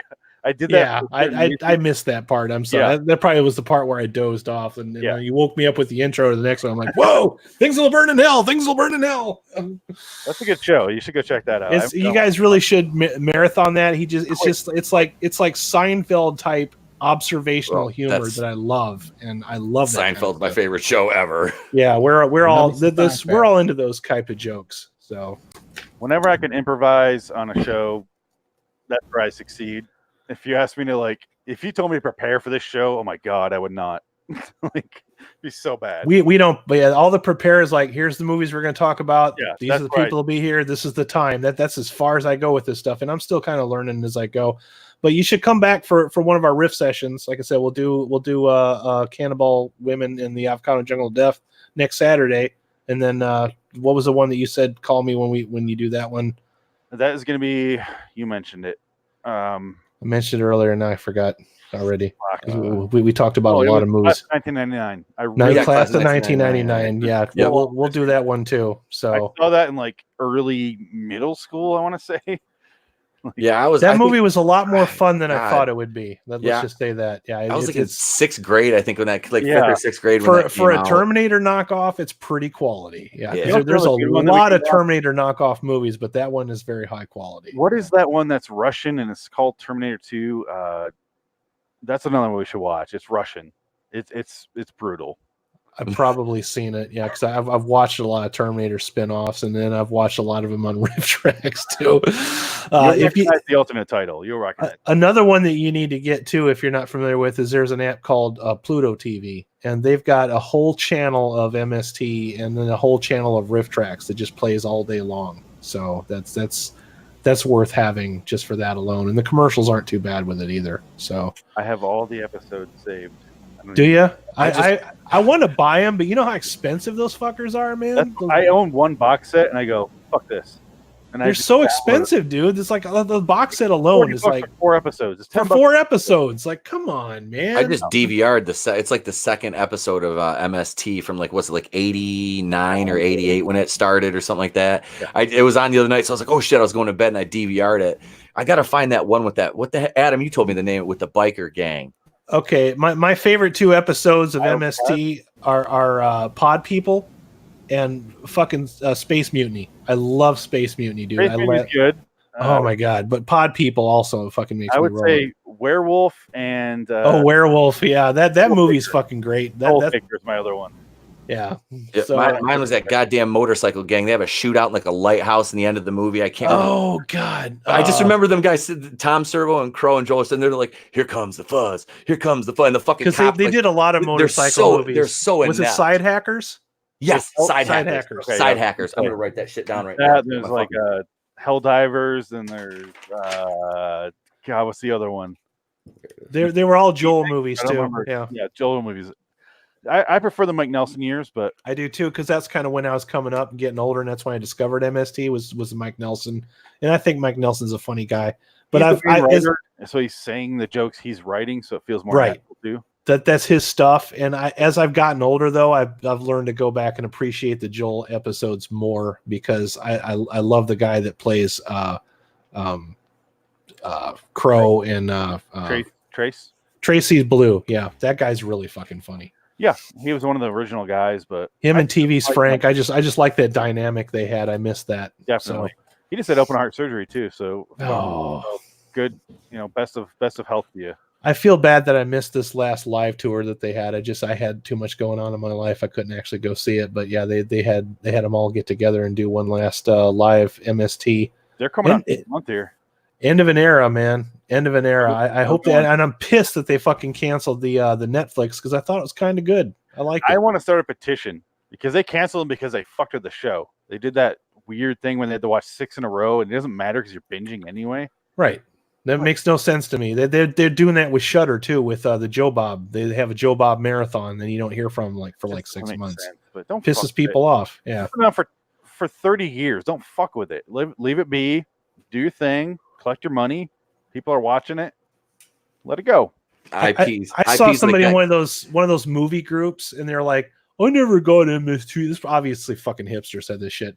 MST3K. I never understood the talking over the movie. I just think it's rude. I'm like, you don't. You're watching bad movies. That's the idea, is to riff over them. Everyone that is in the movies has gotten together with 4 or 5 friends and just made fun of the movie the entire way through. Yep. Even if it's a good movie, you still do it. Aliens versus Predator Requiem. I went with 2 friends. That movie. I went with 2 friends, and there was 2 guys down front, and we started doing that shit in the theater. The 2 people I never met in my entire life. They started laughing at us. We started laughing at them. Then we fucking riffed the whole movie that way, and that made it a good time. You 2 rub up, buddy. You have to. It's just so much fun, but you do, yeah. And we do it on our fucking watch parties. We love that shit. That's why I want to do that because I just parties are my favorite. All these on commentary live when we do it on our show, but we don't air live. We just record it live. While we're watching it and release it as a commentary. So there's that. But Megaforce. Megaforce. Barry Bostwick as a fucking Barry Bostwick, dude. He looks like Will Ferrell in that movie, does he not? Oh my god, dude! I'm pretty sure Will Ferrell ripped off everything he did in that ice skating movie. Like he ripped everything off for that. Oh god. I hate that. What is that it? movie? Fucking Fire painful. and Ice or Glory and Ice painful. or some shit like that. Yeah, Blades but Blades of Glory. Blades of Glory. Yeah, he looks like that because Barry Bostwick is wearing that name. Shiny spandex through the entire movie. But what kills me though, dude, is the plastic green grenades on the side of his fucking. Because Hasbro or not Hasbro, Mattel made the costumes. That happened. The kickballs they shoot it from their bikes, if I remember correctly. The big balls of smoke. They're shooting like big balloons full of paint. Like, what the fuck? When I did that clip on my video, I just put the Reading Rainbow song in the background while that was going. Because that's all I could think of. You watched my review. Did you get confused in thinking that what the name was 2 people or not? Which one? The bad guy, quote unquote bad guy. Yeah, because it was kind of this weird bromance thing that they were going on. It's like he's a bad guy shows up and they're like, "Hey," I'm like, "Hey, you motherfucker!" No. I thought they were gonna fucking start Frenching each other in a second. I'm like, "Whoa, this is kind of a." And they fight again, and I'm like they showed him at the beginning of the movie, right? He was blowing shit up. It's like the movie goes out of its way to not. Spoilers, everybody. They don't kill anybody in the entire movie. It's like they want to make a G.I. Joe movie with no violence. Were you talking about Megaforce? Megaforce. Yeah. I don't think I've never watched that. Oh, it's fucking crazy, dude. I ordered that on DVD just so I could review it because I couldn't find a copy of it anyway. All right. But it's fun. It is so ambitiously nonsense that it makes it fun. It's a so Hal like- Needham movie, dude. Yeah, it's Smokey the Bandit meets like G.I. Joe. G.I. Joe or like Mad Max because they're in the desert like riding these dune buggies with Hal Needham. So it's like dun, dun, dun, like almost feel like Yakety Sax is gonna play and they're chasing each other and you're like no violence. But it's still got that really bad cornbally Smokey the Bandit dialogue through the entire thing where everybody's just like all the good guys are way too good and the bad guys are a bunch of doofuses. So there's like no threat in this movie at any point. I love the bad guys just like it's like old school G.I. Joe cartoon. It is. Honest to God, dude, Megaforce is the closest G.I. Joe movie we ever got to being closest to actual G.I. Joe. So it's pretty much like it sounds like the cartoon that nobody ever dies and there's like millions of shots fired. It really is. It's that. Yeah. No, I loved it when I was back a kid. when terrorists were funny and goofy. Hey, what's up, Angus? Oh, Angus. Good evening, up, Angus. Night, Black Angus. Thanks for stopping by. We're just wrapping it up here. So, but yeah, we'll be back. Man. We'll be back next weekend, and then we'll do the show on Friday, and then we'll also be doing the watch party on Saturday. I'm so tired of saying this name. This name needs to be shorter. Cannibal Women in the Avocado Jungle of Death. Yeah. See, you got it, man. Starring Bill Maher. I can do it. It's just name needs to be shorter. It's like Lilu Dallas. Lilu. Multipass.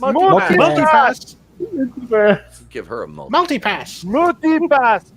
He gets it. You have a multipass. You got to be a director if you want her, man. I know. Yeah, bada boom, bada bing. Yeah, that's true. You can know the schlock you want. You get the fucker though at the end. I could write a shitty script just to bang Mila Jovovich. You get a name close enough to a really good director, and you just kind of make sure. I was just thinking that because it's real easy to confuse Paul Anderson, Paul Thomas Anderson. Yeah, massively different between their content. Yeah, one of them is very good at making movies. The other one made like fucking Magnolia and some bullshit. Fucking Event Horizon, dude. I drink your milkshake. Why are you bringing that up? Why are you? Because he made that movie. He's the guy that made Event Horizon. Terrible movie. Anyway, guys, this is the. Oh, go ahead, dude. Go ahead. Sorry. Who? Alex. Hello. Alex. Hello. Yeah, now we can hear you. Oh, okay. Yeah. Anytime. Something Mila Jovovich. I don't know. Her husband writes crappy movies. Fifth Element husband, he was good. Was that really what you want to say? I can't. That's what we're going to end on. Let me plug my channel real quick before we cut out. Go to Pete, plug your channel, buddy. Go over to eTepwakuians, the place to be, reviews and subscribe. Sunday night, Batwoman's back, y'all. So you get a Batwoman review Monday morning. I'm also going to start doing reviews of the show Deputy with Steven Dorff. I'm going to watch episode 2 and 3 tonight. And we got the episode number 84 of the Place to Be Reviews podcast live on YouTube Monday night. Be another packed house over there. Tony Tone Deaf, Groove, Linkalex, Coach Loudy, and maybe even Will Vendetta on hand Monday night. So yeah. Stay tuned. A lot of big stuff coming up over there. Subscribe. We're up to 144. I want to get to 150 by the end of the month. Do it. That's it. All right. This is the Groovinator from RaidersLostFlix.com. You guys have yourselves a groovy day. Peace. Hip Hop Anonymous. Brie Larson's glitter feet. Pete won. I think I got it. It still says we're live. I'm trying to see how ridiculous you guys will keep going. Oh, well, I love